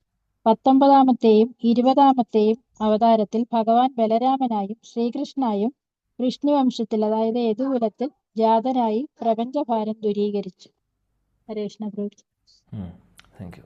ഇവിടെ 19ഉം 20ഉമായിട്ട് പറയുന്നത് ശ്രീ ബലരാമനെയും ശ്രീകൃഷ്ണനെയാണ്. വൃഷ്ണി യദു വംശത്തിൽ വന്നു എന്ന് പറയുന്നു. ഭാരനാശ മുകുന്ദ, ഇവിടെ പറയുന്നു ഭഗവാൻ ഭാരം, അതായത് ഭൂമിയിലെ ഭാരം മാറ്റുവാൻ വേണ്ടി, അല്ലെങ്കിൽ മാറ്റി എന്നാണ് പറയുന്നത് ഈ 2 അവതാരത്തിലൂടെ. ജയതി ജയതി ദേവോ ദേവകീ നന്ദനോയം ജയതി ജയതി കൃഷ്ണ വൃഷ്ണിവംശ പ്രതീപ. ഇത് കുലശേഖര ആൽവാർ അവിടെ മുകുന്ദമലയിലുള്ളതാണ്. ജയതി ജയതി മേഘ ശ്യാമള കോമളാംഗോ ജയതി ജയതി പൃഥ്വി ഭാരനാശ മുകുന്ദ. അവിടെ ഭാരനാശ, ഭാരം മാറ്റുവാൻ ഭഗവാന്റെ അവതാരം. എന്നാൽ ഇത് ബാഹ്യമായിട്ടുള്ള കാരണം മാത്രമാണ്. കൃഷ്ണൻ്റെ അവതാരം, ബലരാമൻ്റെ അവതാരം, ഇതെല്ലാം ഭാരം മാറ്റുവാൻ, ലോകത്തിലെ ഭാരം മാറ്റുക എന്നുള്ളത് ഒരു പർപ്പസ്. അത് ഏത് അവതാരത്തിൻ്റെയും ഒരു പർപ്പസാണ്. ഇപ്പോൾ ഹിരണ്യകശിപു നോക്കിക്കഴിഞ്ഞാൽ അതൊരു ഭാരമായിരുന്നു അദ്ദേഹം. അതേപോലെ രാവണനെ നോക്കിക്കഴിഞ്ഞു കഴിഞ്ഞാൽ ഡെഫിനറ്റ്ലി അദ്ദേഹം ഒരു ബുദ്ധിമുട്ടായിരുന്നു ദേവതമാർക്കൊക്കെ. അപ്പോൾ അവരെ മാറ്റുവാൻ വേണ്ടി. എന്നാൽ കംസൻ അതേപോലുള്ള മറ്റുള്ള ജരാസന്ധൻ അങ്ങനെയുള്ള കുറേ പേര് കൃഷ്ണലീലയിലുണ്ട്. അവരെ മാറ്റുവാൻ അല്ലെങ്കിൽ അവരെ ഇവിടെ നിന്ന് തുടച്ചു നിൽക്കാൻ വേണ്ടി എന്ന് നമുക്ക് പറയാം. പക്ഷേ ഇതെല്ലാം ബാഹ്യമായിട്ടുള്ള കാരണങ്ങൾ മാത്രമാണ്. കൃഷ്ണലീല അല്ലെങ്കിൽ കൃഷ്ണൻ്റെ അവതാരത്തെക്കുറിച്ച് വാക്കുകളില്ല പറയുവാൻ. ശ്രീമദ് ഭാഗവതം മുഴുവനും കൃഷ്ണലീലയാണ്. ശ്രീമദ് ഭാഗവതം കൃഷ്ണപുരാണമാണ്. അതുകൊണ്ട് കൂടുതൽ നമ്മൾ കൃഷ്ണലീലയെക്കുറിച്ച് ഇവിടെ പറയുന്നില്ല. എന്നാൽ ഒരു കാര്യം നമുക്ക് ഓർക്കാം, ഇവിടെ ഭഗവാന്റെ അവതാരം എന്ന് അവതാരങ്ങളുടെ കൂട്ടത്തിൽ പേരുകൾ വന്നു എന്നുണ്ടെങ്കിൽ പോലും ഇവിടെ വ്യത്യാസമുണ്ട്. മറ്റുള്ള ശ്ലോകങ്ങൾ എടുത്തു നോക്കിക്കോളൂ, ഇതുവരെ പറഞ്ഞിട്ടുള്ളത്. എന്നാൽ ഭഗവാൻ എന്ന് ഇവിടെ എടുത്തു പറയുന്നു സ്പെസിഫിക്കലി. ഇതിനു മുമ്പുള്ള ശ്ലോകങ്ങൾ നോക്കിക്കഴിഞ്ഞു കഴിഞ്ഞാൽ കാണാൻ സാധിക്കില്ല. അപ്പോൾ ഭഗവാൻ എന്ന് ഭഗവാൻ എന്നുള്ള വാക്ക് ചില സമയത്ത് നാരദമുനിയും അഭിസംബോധന ചെയ്യുന്ന കേൾക്കാം, ചില സമയത്ത് വ്യാസദേവനെയും അഭിസംബോധന ചെയ്യുന്ന കേൾക്കാം. കാര്യം കോണ്ടെക്സ്റ്റ് അനുസരിച്ചിട്ട് മാറുന്നുണ്ട്. എന്നാൽ ഇവിടെ നമ്മൾ പരമദിവ്യത്വ പുരുഷനെക്കുറിച്ചുള്ള സെക്ഷനാണിത്. അപ്പോൾ ഇവിടെ ഭഗവാൻ എന്ന് പറയുന്നത് ഭഗവാനെയാണ് ഉദ്ദേശിക്കുന്നത്. അവിടെ ആ പരമദിവ്യത്വ പുരുഷൻ ഭഗവാൻ ഷഡൈശ്വര്യപൂർണമായിട്ടുള്ള ഭഗവാനെ തന്നെയാണ് ഉദ്ദേശിക്കുന്നത്. അപ്പോൾ ഭഗവാൻ ഇവിടെ അവതാരമായിട്ട് പറയുന്നു എന്നുള്ളതിൻ്റെ അർത്ഥം അദ്ദേഹം അവതാരി ആവാതിരിക്കുന്നില്ല. കാര്യം അവതാരം എന്ന് പറയുമ്പോൾ സിമ്പിളായിട്ടുള്ള മീനിങ് എന്താണെന്ന് വെച്ചാൽ ആധ്യാത്മിക ലോകത്തിൽ നിന്ന് ഭൗതിക ലോകത്തിലേക്ക് വരുന്നതിനെയാണ് അവതാരം എന്ന് പറയുന്നത്. അപ്പോൾ ആരാണോ വരുന്നത് അവർ അവതാരമാണ്. ഇപ്പോൾ ഭഗവാൻ കൃഷ്ണൻ അവതാരി പുരുഷനാണ്. അവതാരി പുരുഷൻ എന്ന് പറഞ്ഞു കഴിഞ്ഞാൽ എല്ലാ അവതാരങ്ങളുടെയും സോഴ്സാണ് അദ്ദേഹം. എല്ലാ അവതാരങ്ങളും വരുന്നത് കൃഷ്ണനിൽ നിന്നാണ്. എന്നാൽ ആ കൃഷ്ണൻ നേരിട്ട് ഇവിടെ വരുമ്പോഴും, അതായത് ആ കൃഷ്ണൻ അവിടെ നിന്ന് ഭൗതിക ലോകത്തിലേക്ക് ഇറങ്ങി വരുമ്പോൾ അപ്പോൾ ആ അവതാരം എന്ന് തന്നെയാണ് ആ ടെർമിനോളജി യൂസ് ചെയ്യുന്നത്. പക്ഷേ അതിൻ്റെ അർത്ഥം വിഷ്ണുവിൻ്റെ അവതാരമെന്നോ അല്ലെങ്കിൽ വേറെ ആരുടെ അവതാരമെന്നോ എന്നുള്ളതല്ല ഇവിടെ അർത്ഥമാക്കുന്നത്. ഇതിൻ്റെ ഒരു കൺക്ലൂഷൻ എല്ലാ അവതാരങ്ങളും കഴിഞ്ഞിട്ട് സൂതഗോസ്വാമി പറയും. നമ്മൾ അവിടേക്ക് പോകുമ്പോൾ അപ്പോൾ ചർച്ച ചെയ്യാം. കൂടുതൽ ഇവിടെ പറയുന്നില്ല. ഈ കൃഷ്ണനെയും കൂടെ ഇൻക്ലൂഡ് ചെയ്തിട്ടാണ് പറയുന്നത് ഇവിടെ. ഇനി അതിനുശേഷം സൂതഗോസ്വാമിയുടെ ഒരു സ്റ്റേറ്റ്മെൻ്റ് ഉണ്ട്. സൂതഗോസ്വാമിയുടെ സ്റ്റേറ്റ്മെൻറ്റ് ശുകദേവ് ഗോസ്വാമിയുടെ സ്റ്റേറ്റ്മെൻറ്റാണ്. ശുകദേവ് ഗോസ്വാമിയുടെ സ്റ്റേറ്റ്മെൻറ്റ് വ്യാസദേവൻ്റെ സ്റ്റേറ്റ്മെൻറ്റാണ്. വ്യാസദേവൻ്റെ സ്റ്റേറ്റ്മെൻറ്റ് നാരദമുനിയുടെയാണ്, ബ്രഹ്മാവിൻ്റേതാണ്. ഭഗവാന്റേത് സ്വന്തം ഭഗവാന്റെ തിരുമുഖത്തിൽ നിന്നുന്ന സ്റ്റേറ്റ്മെൻറ്റാണ്. എന്താണ് കൃഷ്ണസ്തു ഭഗവാൻ സ്വയം എന്നുള്ളത്. അപ്പോൾ അത് എന്താണെങ്കിലും പ്രൂവ് ചെയ്യുന്നുണ്ട്. എന്നാൽ അവിടെ എത്തിയിട്ടില്ല നമ്മൾ. അത് അടുത്ത 28ാമത്തെ ശ്ലോകത്തിലാണ് അത് പറയുന്നത്. ഈ ഒരു ശ്ലോകത്തിൽ 23-ൽ കൃഷ്ണനും ബലരാമൻ്റെയും അവതാരത്തെക്കുറിച്ച് ഇവിടെ പറയുന്നു. അപ്പോൾ നമ്മൾ ആ ഒരു ഹൈറാർക്കി നോക്കുവാണെങ്കിൽ അവതാരി പുരുഷൻ കൃഷ്ണൻ, അതിനുശേഷം ബലരാമൻ. ആദ്യത്തെ വിസ്തരണമായിട്ട് ബലരാമനാണ് നമ്മൾ പറയാറുണ്ട്, അല്ലെങ്കിൽ അതാണ് കറക്റ്റായിട്ടുള്ള ഹൈറാർക്കി. അതിനുശേഷമാണ് പിന്നെ ചതുർവ്യൂഹവും നാരായണൻ്റെയും അവതാരമൊക്കെ, നാരായണൻ്റെ വിസ്തരണമൊക്കെ വരുന്നത്. അപ്പോൾ ബലരാമൻ്റെ ആദ്യത്തെ കൃഷ്ണൻ്റെ ആദ്യത്തെ എക്സ്പാൻഷനാണ് ബലരാമൻ. അപ്പോൾ ഇവർ രണ്ടുപേരും ദ്വാപരയുഗത്തിൽ വരുന്നു. കൃഷ്ണനും ബലരാമനും രണ്ടുപേരും ഗോലക് വൃന്ദാവനത്തിൽ നിന്ന് നേരിട്ട് വന്നുകൊണ്ട് ആ കൃഷ്ണലീല അല്ലെങ്കിൽ ഗോലക് വൃന്ദാവനത്തിലെ ലീലകൾ ഇവിടെ അവർ ചെയ്യുന്നു. അതാണ് സംഭവിച്ചത് 5000 വർഷങ്ങൾ മുമ്പ് ദ്വാപരയുഗത്തിൽ. ഈ തൊട്ട് മുമ്പ് കഴിഞ്ഞ ദ്വാപരയുഗത്തിൽ ബ്രഹ്മാവിൻ്റെ ഈ കൽപ്പത്തിൽ, ഈ ദിവസത്തിൽ നടന്നിട്ടുള്ള ഒരേ ഒരു പ്രാവശ്യം നടക്കുന്ന ലീലയാണ്, അല്ലെങ്കിൽ നടക്കുന്ന ഒരു സംഭവമാണ് ഭഗവാൻ കൃഷ്ണൻ, അവതാരി പുരുഷൻ കൃഷ്ണൻ നേരിട്ട് ഇവിടെ അവതരിക്കുന്നത്. അത് നടന്നു 5000 വർഷങ്ങൾ മുമ്പ്. നമ്മളെല്ലാവരും 5000 വർഷം പുറകിൽ നിൽക്കുന്ന ആളുകളാണ്. പക്ഷേ ഒരുപാട് ഭാഗ്യം ചെയ്തിരിക്കുന്നു. ഈ കൽപ്പത്തിൽ നടന്നിട്ടുള്ളതാണ്. അതുകൊണ്ടാണ് ഭാഗവതമൊക്കെ ഇത്രയും ഫ്രഷായിട്ടിരിക്കുന്നത് നമ്മുടെ മുമ്പിൽ. ഇത്രയും ഭംഗിയായിട്ട്, അല്ലെങ്കിൽ ചൈതന്യ മഹാപ്രഭു അത് കഴിഞ്ഞ് വന്നതുകൊണ്ടാണ് നമുക്കിതൊക്കെ പഠിക്കാനൊക്കെ ഇപ്പോൾ സാധിക്കുന്നത്. ഇല്ലെങ്കിൽ കുറേ കഴിഞ്ഞു കഴിഞ്ഞാൽ കലിയുഗത്തിൻ്റെ ഇപ്പോൾ 5000 വർഷങ്ങളെ കഴിഞ്ഞിട്ടുള്ളൂ, 1500 വർഷങ്ങളെ കഴിഞ്ഞിട്ടുള്ളൂ കലിയുഗം തുടങ്ങിയിട്ട് തന്നെ. ഇനി അങ്ങും കിടക്കുവാണ് 4,27,000 വർഷങ്ങൾ. അപ്പോൾ ഇനി അങ്ങോട്ട് മുന്നോട്ട് പോകുമ്പോൾ പറയുന്നു, മഹാപ്രഭു വന്നതിന് ശേഷം ഒരു 10,000 വർഷം വരെ ഇതെല്ലാം ഉണ്ടാവും. ഇതിന് ശേഷം ഇതൊന്നും ഇല്ലാതെയാവും, ഭാഗവതം ഇല്ലാതെയാവും. ഭാഗവതം ഇല്ലാതാവും എന്ന് പറഞ്ഞു കഴിഞ്ഞാൽ ആരുണ്ടാവും ഇവിടെ? ഇന്നത്തെ കാലം തന്നെ നോക്കിക്കഴിഞ്ഞാൽ കലിയുഗം പ്രോഗ്രസ് ചെയ്യുന്ന കാണുമ്പോൾ തന്നെ പേടിയാവുന്നു. നിരീശ്വരവാദം കൂടുന്നു. ടെക്നോളജിക്കൽ അഡ്വാൻസ്മെൻ്റ് എന്ന് പറഞ്ഞിട്ട് നിരീശ്വരവാദമാണ് കൂടിക്കൊണ്ടിരിക്കുന്നത്. ദൈവമില്ല എന്ന് ആളുകൾ പ്രൂവ് ചെയ്തുകൊണ്ടിരിക്കുകയാണ്, ഈ സയൻറ്റിസ്റ്റുമാരും മറ്റുള്ള ആളുകളൊക്കെ. കാര്യം ഈ ടെക്നോളജീസ് വരുമ്പോൾ പറയുന്നു എല്ലാം നമുക്ക് ചെയ്യാൻ സാധിക്കും, ലോകം മുഴുവനും നമ്മുടെ കൈക്കുമ്പിളിൽ കൊണ്ടുവരാൻ സാധിക്കുമെന്ന് പറഞ്ഞുകൊണ്ടുള്ള പ്രസ്താവനകളാണ് എല്ലാം. അപ്പോൾ അത് പ്രൂവ് ചെയ്യുന്നത് ദൈവമില്ല എന്നുള്ളതാണ്. അവസാനം കുറേ കഴിയുമ്പോൾ എങ്ങനെയായി മാറും? ശാസ്ത്രങ്ങൾക്ക് പ്രസക്തി ഇല്ലാതെയായി മാറും, നാമമില്ലാതെയായി മാറും, ഭാഗവതമില്ലാതെയായി മാറും. അങ്ങനെയൊരു ദിവസം നമ്മുടെ മുമ്പിൽ വരാൻ പോകുന്നുണ്ട്. അതുകൊണ്ട് നമുക്കിനി സമയമില്ല. അങ്ങനെയുള്ളൊരു സമയത്ത് നമ്മൾ ജനിച്ചു കഴിഞ്ഞാൽ നമ്മുടെ അവസ്ഥ എന്തായിരിക്കും? ചിന്തിച്ചു നോക്കൂ. എന്ത് ചെയ്യാൻ സാധിക്കും? ഇതേപോലെ ഒരു സൂമിലിരുന്ന് ക്ലാസ്സിൽ നമ്മൾ ക്ലാസ് കേൾക്കുന്നതോ അല്ലെങ്കിൽ ഭഗവാനെക്കുറിച്ച് ചർച്ച ചെയ്യുന്ന ഒരു അവസരം നമുക്ക് കിട്ടുമെന്ന് തോന്നുന്നുണ്ടോ? ഭഗവാന്റെ തിരുനാമം ജപിക്കാനുള്ളൊരു അവസരം കിട്ടുമെന്ന് തോന്നുന്നുണ്ടോ? കിട്ടില്ല. തീർച്ചയായിട്ടും കിട്ടാൻ പോകുന്നില്ല. അപ്പോൾ അവിടെ വരെ ഒന്നും പോകേണ്ട ആവശ്യമൊന്നുമില്ല. ഈ ജന്മത്തിൽ തന്നെ ചെയ്യാൻ പറ്റുന്നത് മാക്സിമം ചെയ്യുക എന്നുള്ളതാണ്. ഓരോ ദിവസവും ഓരോ സമയവും നമ്മൾ ഓർക്കേണ്ടത്. ഈ അവസരം നാളെ എനിക്ക് കിട്ടുമോ എന്നറിയില്ല, അതുകൊണ്ട് ഇന്ന് ഞാൻ ചെയ്യട്ടെ. നാളെ എന്ത് സംഭവിക്കുന്നു നമുക്കിന്നും ഇപ്പോൾ പറയാൻ സാധിക്കില്ല. അടുത്ത നിമിഷം എന്ത് സംഭവിക്കുമെന്ന് അറിയില്ല. പിന്നെയാണോ നാളത്തെ കാര്യം? ഉള്ള സമയത്ത് സമയം പാഴാക്കാതെ ഭഗവാനെക്കുറിച്ച് കേൾക്കുക, നാമം ജപിക്കുക. അതായിരിക്കട്ടെ നമ്മുടെ ഓരോരുത്തരുടെയും ലക്ഷ്യം, അല്ലെങ്കിൽ പ്രയോറിറ്റി ജീവിതത്തിൽ. ബാക്കിയുള്ളതൊക്കെ വരും പോവും. സമയം, കാര്യം നമ്മൾ ഈ ഭൗതിക ലോകത്തിൽ ജീവിക്കുന്നിടത്തോളം കാലം അങ്ങനത്തെ കാര്യങ്ങൾക്കും സമയം കൊടുക്കേണ്ടി വരും. കുറച്ച് കാര്യം മെയിൻ്റെനൻസ് ആവശ്യമാണ്. കുറേ കാര്യങ്ങൾ ചെയ്യേണ്ടതായിട്ടുള്ള ജോലിക്ക് പോകണം, പൈസ സമ്പാദിക്കണം. ഇല്ലെങ്കിൽ നമുക്ക് വീട്ടിൽ റെൻറ്റ് കൊടുക്കാൻ പൈസയില്ല, കറണ്ട് ബില്ല് കൊടുക്കാൻ പൈസയില്ല, ടെലിഫോൺ ഇൻ്റർനെറ്റിന് കൊടുക്കാൻ പൈസയില്ലെങ്കിൽ നമ്മൾ ക്ലാസ് എങ്ങനെ അറ്റൻഡ് ചെയ്യും? അപ്പോൾ ഒരുപാട് ആവശ്യമുണ്ട് കാര്യങ്ങൾ. പക്ഷേ നമ്മുടെ പ്രയോറിറ്റി മറന്നുകൊണ്ടുള്ള ഒരു ഓട്ടമായിരിക്കരുത് മറ്റുള്ള കാര്യങ്ങളുടെ പുറകിൽ. പ്രയോറിറ്റി എപ്പോഴും ഭക്തി തന്നെയാണ്, അതിന് സംശയമില്ല. ഭക്തി നല്ല രീതിയിൽ നമുക്ക് പറ്റുന്ന രീതിയിൽ നല്ല രീതിയിൽ ചെയ്ത് മുന്നോട്ട് പോകാൻ വേണ്ടതായിട്ടുള്ള മിനിമമായിട്ടുള്ള സൗകര്യങ്ങൾ നമുക്ക് ആവശ്യമുണ്ട്. അതിന് വേണ്ടിയിട്ട് ഞാൻ ജോലി ചെയ്യുന്നു, അതിന് വേണ്ടിയിട്ട് ഞാൻ കാര്യങ്ങൾ ചെയ്യുന്നു. അതിനപ്പുറത്തേക്കൊന്നും ചിന്തിക്കേണ്ട ആവശ്യമില്ല. അല്ലാതെ ജോലി ആണ് എൻ്റെ പ്രയോറിറ്റി, അതിൻ്റെ കൂട്ടത്തിൽ ഒരു ചെറിയൊരു എല്ലാം സ്മൂത്തായി പോകാൻ വേണ്ടി, അതായത് പ്രശ്നങ്ങൾ ലൈഫിൽ വരാതിരിക്കാൻ വേണ്ടി ഞാൻ ഭക്തി ചെയ്യുന്നു. അത് ഭക്തിയല്ല, അത് അന്യാഭിലാഷിത ശൂന്യമല്ല. നേരെ മറിച്ച് ഭക്തി ചെയ്യാൻ വേണ്ടി ചിലപ്പോൾ ചില കാര്യങ്ങൾ ശരീരം മെയിൻറ്റെയിൻ ചെയ്യേണ്ട ആവശ്യമുണ്ട്. അതിനുവേണ്ടി ചിലപ്പോൾ ജോലി എടുക്കേണ്ടി വരും, അതിനുവേണ്ടി ഞാൻ ആ കാര്യം ചെയ്യേണ്ടി വരും, ഈ കാര്യം ചെയ്യേണ്ടി വരും. No problem. പക്ഷേ മെയിൻ ഫോക്കസ് എന്താണ്? ഭക്തിയാണ്. ഇതായിരിക്കണം നമ്മൾ ഓരോരുത്തരും ചിന്തിക്കേണ്ടത്. ശ്ലോകം 24. തഥാ കലോ സംപ്രവൃത്തെ സമ്മോഹായ സുരാദ്വിഷാം ബുദ്ധോ നാമാഞ്ജനസുതഃ കീകാട്ടേഷു ഭവിഷ്യതി.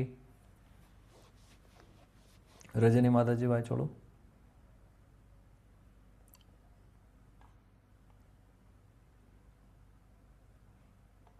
ഹരേ കൃഷ്ണ പ്രഭു, എൻ്റെ ബുക്കില്ല പ്രഭു, ഞാൻ വീട്ടിലില്ല. അല്ല, മാതാജി ഹാൻഡ് റൈസ് ചെയ്ത് കണ്ടു, അതുകൊണ്ട് വിളിച്ചതാണ്. കഴിഞ്ഞത് എങ്ങനെയോ കൈ അറിയാണ്ട് തട്ടിപ്പോയത്. No problem.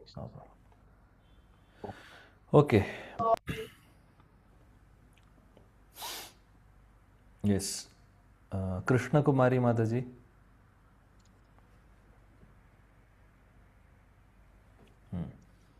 വിജയകുമാരി മാതാജി ഉണ്ടോ? ഹരേ കൃഷ്ണ പ്രഭു. ഓം നമോ ഭഗവതേ വാസുദേവായ. തഥാ കാലോ സംപ്രവർത്തെ സമ്മോഹായ സുരദീക്ഷ ബദ്ധോ നാം അഞ്ജനാസുത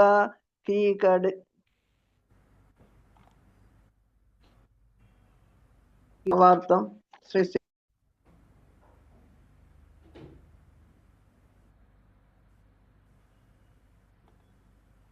ഹരേ കൃഷ്ണ. കേൾക്കുന്നില്ല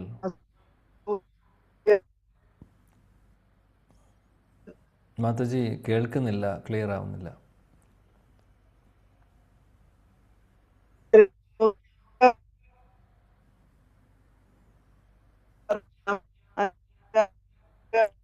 കൃഷ്ണ. ഓക്കെ, ശ്രീകൃഷ്ണ പ്രഭുജി ഞാൻ വായിക്കട്ടെ? ഓക്കെ, വായിച്ചോളൂ. നേരത്തെ വിജയകുമാരി മാതാജി വായിച്ചത് കേൾക്കുന്നുണ്ടായിരുന്നില്ല. മാതാജി വായിച്ചോളൂ. ഹരേ കൃഷ്ണ. ഓം നമോ ഭഗവതേ വാസുദേവായ. ശ്ലോകം 24. തഥാ കലൗ സംപ്രവൃത്തെ സമ്മോഹായ സുരദ്വിഷാം ബുദ്ധോ നാംന അഞ്ജനാ സുധാ കീകടേഷു ഭവിഷ്യതി. വിവർത്തനം ഭവർത്തം എസി ഭക്തിവേദാന്ത സ്വാമി ശ്രീല പ്രഭുപാദ് കി ജയ്. അനന്തരം കലിയുഗാരംഭത്തിൽ ആസ്തികരിൽ അസൂയാലുക്കളായവരെ വ്യാമോഹിപ്പിക്കുക എന്ന ഉദ്ദേശത്തോടെ അഞ്ജനാപുത്രനായ ശ്രീബുദ്ധനായി ഗയാ പ്രവിശ്യയിൽ ഭഗവാൻ അവതരിക്കും. ഹരേ കൃഷ്ണ. Thank you. ഇവിടെ പറയുന്നു കലിയുഗത്തിന് മുമ്പായി ബുദ്ധൻ്റെ അവതാരത്തെക്കുറിച്ചാണ് പറയുന്നത്. അല്ലെങ്കിൽ കലിയുഗത്തിന് മുമ്പ് എന്ന് ഉദ്ദേശിക്കുന്നത് കലിയുഗത്തിൻ്റെ തുടക്കത്തിൽ ഭഗവാൻ ബുദ്ധനായിട്ട് അഞ്ജന പുത്രൻ അല്ലെങ്കിൽ ഗയയുടെ അടുത്തുള്ളൊരു സ്ഥലത്ത് ആണ് ഇദ്ദേഹം വരുന്നത്, ഇദ്ദേഹത്തിൻ്റെ അവതാരം നടക്കുന്നത് എന്ന്. ഇവിടെ ആക്ച്വലി ഭാഗവതം 5000 വർഷങ്ങൾ മുമ്പ് വ്യാസദേവൻ എന്ന് കമ്പയർ ചെയ്യുന്ന സമയത്ത് അന്ന് ദ്വാപരത്തിൻ്റെ അവസാനവും കലിയുഗത്തിൻ്റെ തുടക്കമാണ്. ഓൾറെഡി പ്രഡിക്ഷൻ നടത്തി, അതായത് വരുമെന്നുള്ളത്, ബുദ്ധൻ വരുമെന്നുള്ളത്. ഏകദേശം പ്രഭുപാദ് ഇവിടെ പറയുന്നുണ്ട് ഭാവാർത്ഥത്തിൽ 2500 വർഷങ്ങൾ മുമ്പാണ് ബുദ്ധദേവൻ്റെ അവതാരം ഉണ്ടായിട്ടുള്ളതെന്ന്. അതായത് നമ്മൾ 5000 വർഷം കഴിഞ്ഞിട്ടുണ്ട് ഇപ്പോൾ ദ്വാപരം കഴിഞ്ഞിട്ട് എന്നുണ്ടെങ്കിൽ ഏകദേശം ആദ്യത്തെ 2500 വർഷത്തിൻ്റെ ഇടയിലാണ് ബുദ്ധൻ്റെ അവതാരം നടക്കുന്നത്. ഓൾറെഡി അത് കഴിഞ്ഞു. അദ്ദേഹം വന്നു. അദ്ദേഹം വന്നതിന് ശേഷമാണ് പിന്നീട് ശങ്കരാചാര്യർ വന്നു വരുന്നതും. അതിനുശേഷമാണ് പിന്നീട് നമ്മുടെ രാമാനുജാചാര്യരും മറ്റുള്ള ആചാര്യന്മാർ വരുന്നത്. ഫൈനലി ചൈതന്യ മഹാപ്രഭു 500 വർഷങ്ങൾ മുമ്പ് വരുന്നത്. അപ്പോൾ ആ ഒരു പ്രോഗ്രസ് നമുക്ക് കാണാൻ സാധിക്കും. ഇവിടെ പ്രഭുപാദ് വളരെ കൂടുതൽ വിശദീകരിക്കുന്നുണ്ട് ഭാവാർത്ഥത്തിൽ എന്തായിരുന്നു ബുദ്ധ അവതാരത്തിൻ്റെ ഉദ്ദേശം എന്നുള്ളത്.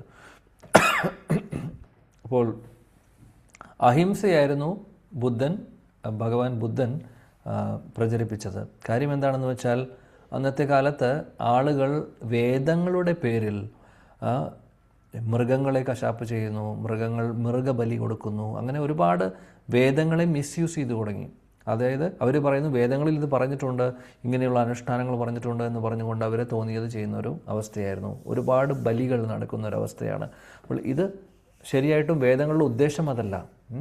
ഓക്കെ, വേദങ്ങളിൽ ചില ഭാഗത്ത് തമോ ഗുണത്തിലുള്ള ആളുകൾക്ക് വേണ്ടിയിട്ട് ചില കാര്യങ്ങൾ പറയുന്നുണ്ട്.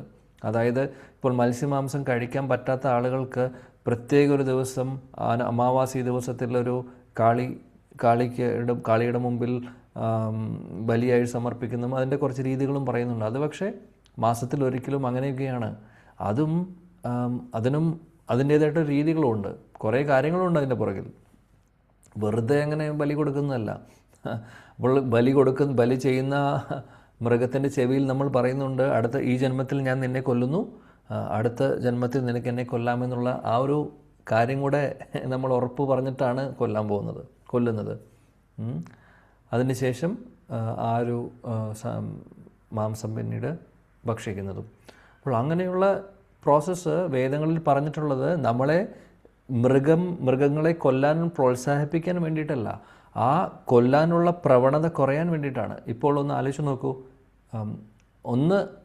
അതിൻ്റെ ഫ്രീക്വൻസി ഡെയിലി ചെയ്യുന്ന കാര്യമാണെന്ന് പറയുന്നില്ല. വളരെ സ്പെസിഫിക് ആയിട്ടുള്ള ദിവസങ്ങളുണ്ട്, ആ ദിവസം മാത്രമല്ല കൊല്ലുന്ന മൃഗത്തിൻ്റെ ചെവിയിൽ പറയുന്നു, ഈ ജന്മം നിന്നെ ഞാൻ കൊല്ലുന്നു, അടുത്ത ജന്മത്തിൽ നീ എന്നെ കൊല്ലൂ എന്ന് പറയുമ്പോൾ ആക്ച്വലി ആലോചിച്ച് നോക്കൂ, നമ്മൾ പറയുന്ന എത്ര വലിയ കാര്യമാണ് നോക്കൂ. അപ്പോൾ നമ്മുടെ നാവിനെ നിയന്ത്രിക്കാൻ പറ്റാതെ കൊല്ലാൻ തയ്യാറാണ്. അടുത്ത ജന്മത്തിൽ ഞാൻ എന്താവുന്നു എന്ന് എനിക്ക് വിഷയമല്ല, പക്ഷേ ഇപ്പോൾ എനിക്ക് എൻ്റെ നാവിലെ രുചിയാണ് പ്രധാനപ്പെട്ടത് എന്ന് പറഞ്ഞുകൊണ്ടാണ്. അപ്പോൾ അത്രയും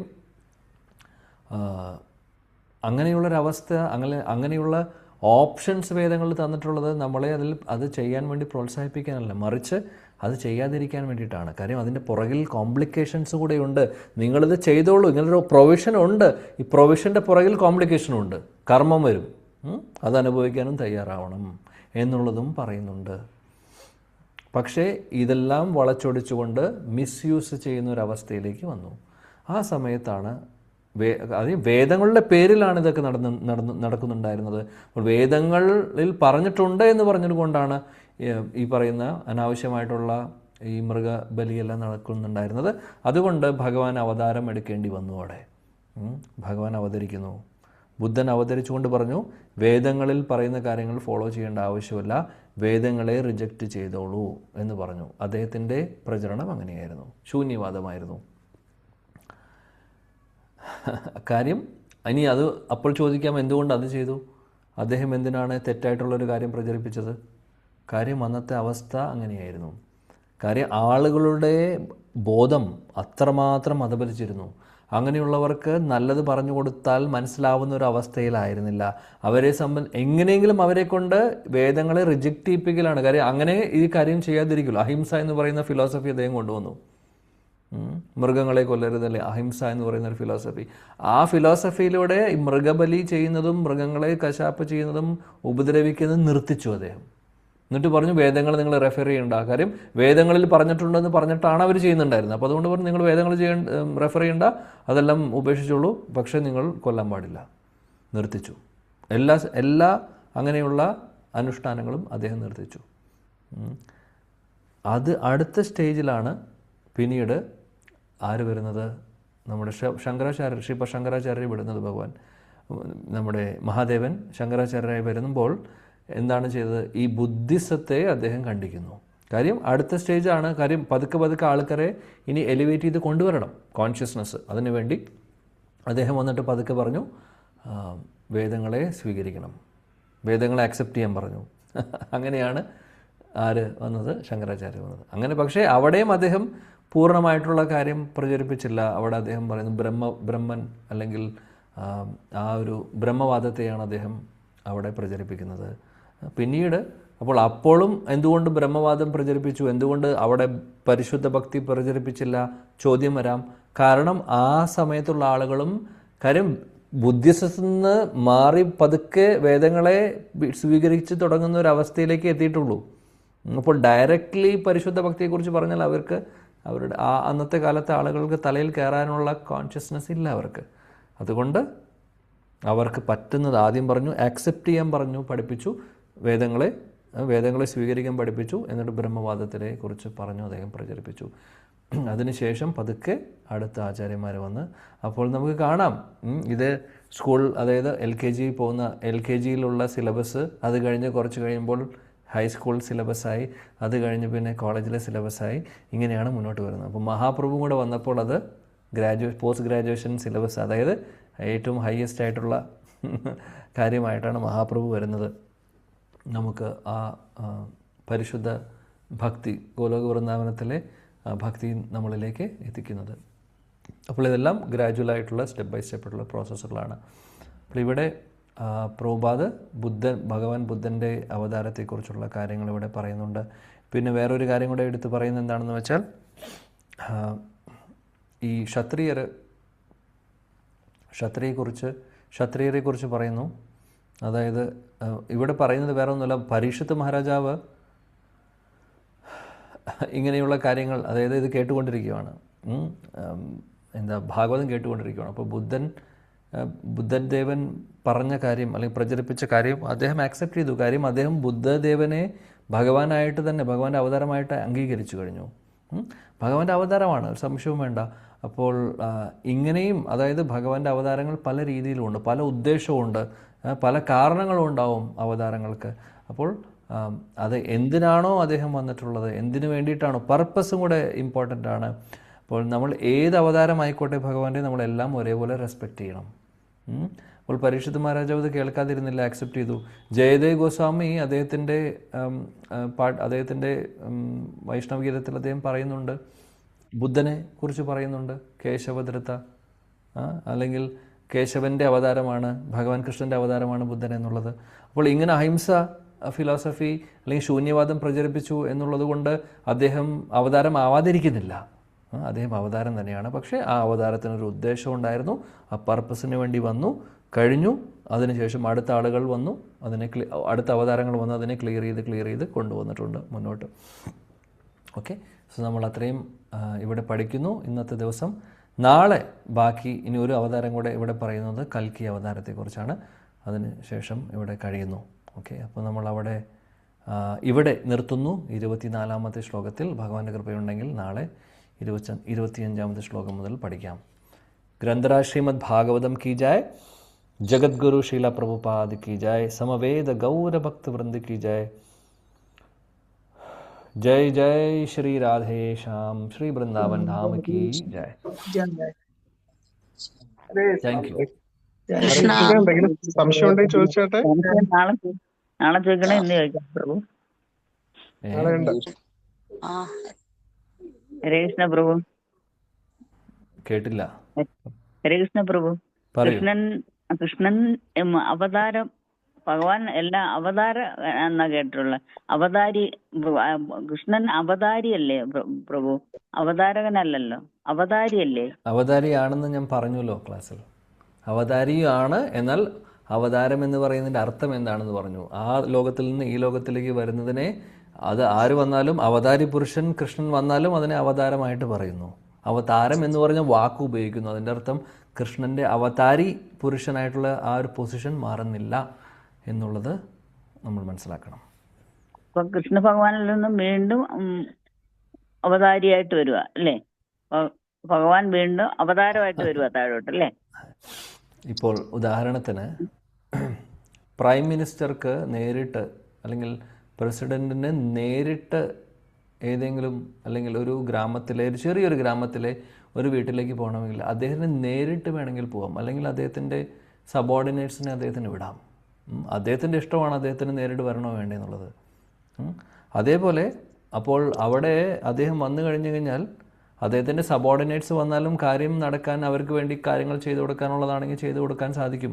അതിന് നേരിട്ട് ഭഗവാൻ വരേണ്ട, അല്ലെങ്കിൽ പ്രസിഡന്റ് വരേണ്ട, പ്രൈം മിനിസ്റ്റർ വരേണ്ട ആവശ്യം ഉണ്ടാവില്ല. പക്ഷേ പ്രൈം മിനിസ്റ്ററിൻ്റെ ചോയ്സാണ് വരണോ വേണ്ടേ എന്നുള്ളത്. അപ്പോൾ അദ്ദേഹത്തിന് വരാം എപ്പോൾ വേണമെങ്കിൽ. അപ്പോൾ അതേപോലെ ഭഗവാൻ കൃഷ്ണൻ അദ്ദേഹത്തിന് ഇങ്ങോട്ടേക്ക് വരണം എന്നുണ്ടെങ്കിൽ പറഞ്ഞത് മനസ്സിലായോ എന്ന് എനിക്കറിയില്ല. അവതാരി എന്ന് പറഞ്ഞാൽ എല്ലാത്തിൻ്റെയും സോഴ്സ് എന്നുള്ളതാണ്. എന്നാൽ ആര് അവിടെ നിന്ന് ഇങ്ങോട്ട് വന്നാൽ, അത് ഇൻക്ലൂഡിങ് അവതാരി പുരുഷൻ ഭഗവാൻ ഇങ്ങോട്ടേക്ക് ഭൗതിക ലോകത്തിലേക്ക് വരുന്നതിനെ അവതാരം എന്ന് പറയുന്നു. അതാ ഒരു ടെർമിനോളജിയാണ്. ആ ഒരു പ്രോസസ്സിനെയാണ് പറയുന്നത്. അവിടെ നിന്ന് ഇവിടെ വരുന്നതിനെ അവതാരം എന്ന് പറയുന്നു. അപ്പോൾ അദ്ദേഹം ഒരു അവതാരമാണോ അവതാരിയാണോ എന്ന് ചോദിച്ചാൽ ഒരേ സമയത്ത് അവതാരിയുമാണ്, അദ്ദേഹത്തിൻ്റെ അവതാരങ്ങളും നടക്കുന്നു. കാര്യം മറ്റുള്ള ഭൗതിക ലോകങ്ങളിലേക്ക്, പല ബ്രഹ്മാണ്ടങ്ങളിലേക്കും വരുന്നതിനെയാണ് അവതാരം എന്ന് പറയുന്നത്, ചുരുക്കം പറഞ്ഞു കഴിഞ്ഞാൽ. അല്ലാതെ ആധ്യാത്മിക ലോകത്തിലുള്ളതിനെ അവതാരം എന്ന് പറയില്ല. അവതാരം എന്ന് പറയുമ്പോൾ അത് ആധ്യാത്മിക ലോകത്തിൽ നിന്ന് ഭൗതിക ലോകത്തിലേക്ക് വരുന്നതിനെയാണ് പറയുന്നത്. ഓക്കെ, ഹരേ കൃഷ്ണ. ഹരേ കൃഷ്ണ പ്രഭു. ക്ലിയർ ആയോ മാതാജി? കൺഫ്യൂഷൻ എന്താണുള്ളത്? ക്ലിയർ ആയോ പ്രഭു? ഹരേ കൃഷ്ണ പ്രഭു. കൺഫ്യൂഷൻ്റെ ആവശ്യമില്ല. പറയൂ പ്രഭു. എനിക്ക് എന്ന ഒരു സംശയം, ഈ ശ്രീരാമാവതാരത്തില് ബാലിയെ ഭഗവാൻ കുറച്ച് എക്സ്പ്ലെയിൻ ചെയ്യാൻ ഇനി പ്രഭുവിന് സമയമുണ്ടോന്ന് അറിയത്തില്ല. രാമായണമാണെങ്കിൽ നമ്മുടെ വിഷയം ഇപ്പോൾ രാമായണമല്ല, രാമായണം ക്ലാസ്സിൽ ചോദിക്കാം. അല്ല പ്രഭു, ഇപ്പൊ ഇടയ്ക്ക് അത്രയും സംസാരിച്ചത് ഞാൻ ചോദിച്ച. കുഴപ്പമില്ല. എന്തുകൊണ്ടാണെന്ന് വെച്ചാൽ ചില ഡീറ്റെയിൽസ് വാൽമീകി രാമായണത്തിൽ പറഞ്ഞിട്ടുണ്ടാവും, ചില ഡീറ്റെയിൽസ് വേറെ ചിലപ്പോൾ കമ്പരാമായണത്തിലോ അല്ലെങ്കിൽ തുളസിദാസിൻ്റെ രാമായണത്തിലോ ഉണ്ടാവും. അപ്പോൾ ഇപ്പോൾ ചോദിച്ചാൽ കോണ്ടെക്സ്റ്റിൽ ഉള്ള ചോദ്യമാണെങ്കിൽ ഒരുപക്ഷെ ചിലത് എനിക്ക് പറയാനും പറ്റാത്തതുണ്ടാവും. അപ്പോൾ ഞാൻ അതുകൊണ്ട് ആ ചോദ്യം എടുക്കുന്നില്ല. Thank you. ഹരേ കൃഷ്ണ. ഹരേ കൃഷ്ണ. ഹരേ കൃഷ്ണ. നമ്മുടെ സമയമായിരിക്കുന്നു. നമ്മൾ യാതൊരു മുടക്കവും കൂടാതെ പ്രഭുജി വരുന്നതിലേക്ക് വേണ്ടിയിട്ട് നമ്മൾ 3 പ്രാവശ്യം ഹരേ കൃഷ്ണ മഹാമന്ത്രം ജപിക്കും. ഹരേ കൃഷ്ണ ഹരേ കൃഷ്ണ രാമ ഹരേ രാമ രാമ രാമ ഹരേ കൃഷ്ണ ഹരേ കൃഷ്ണ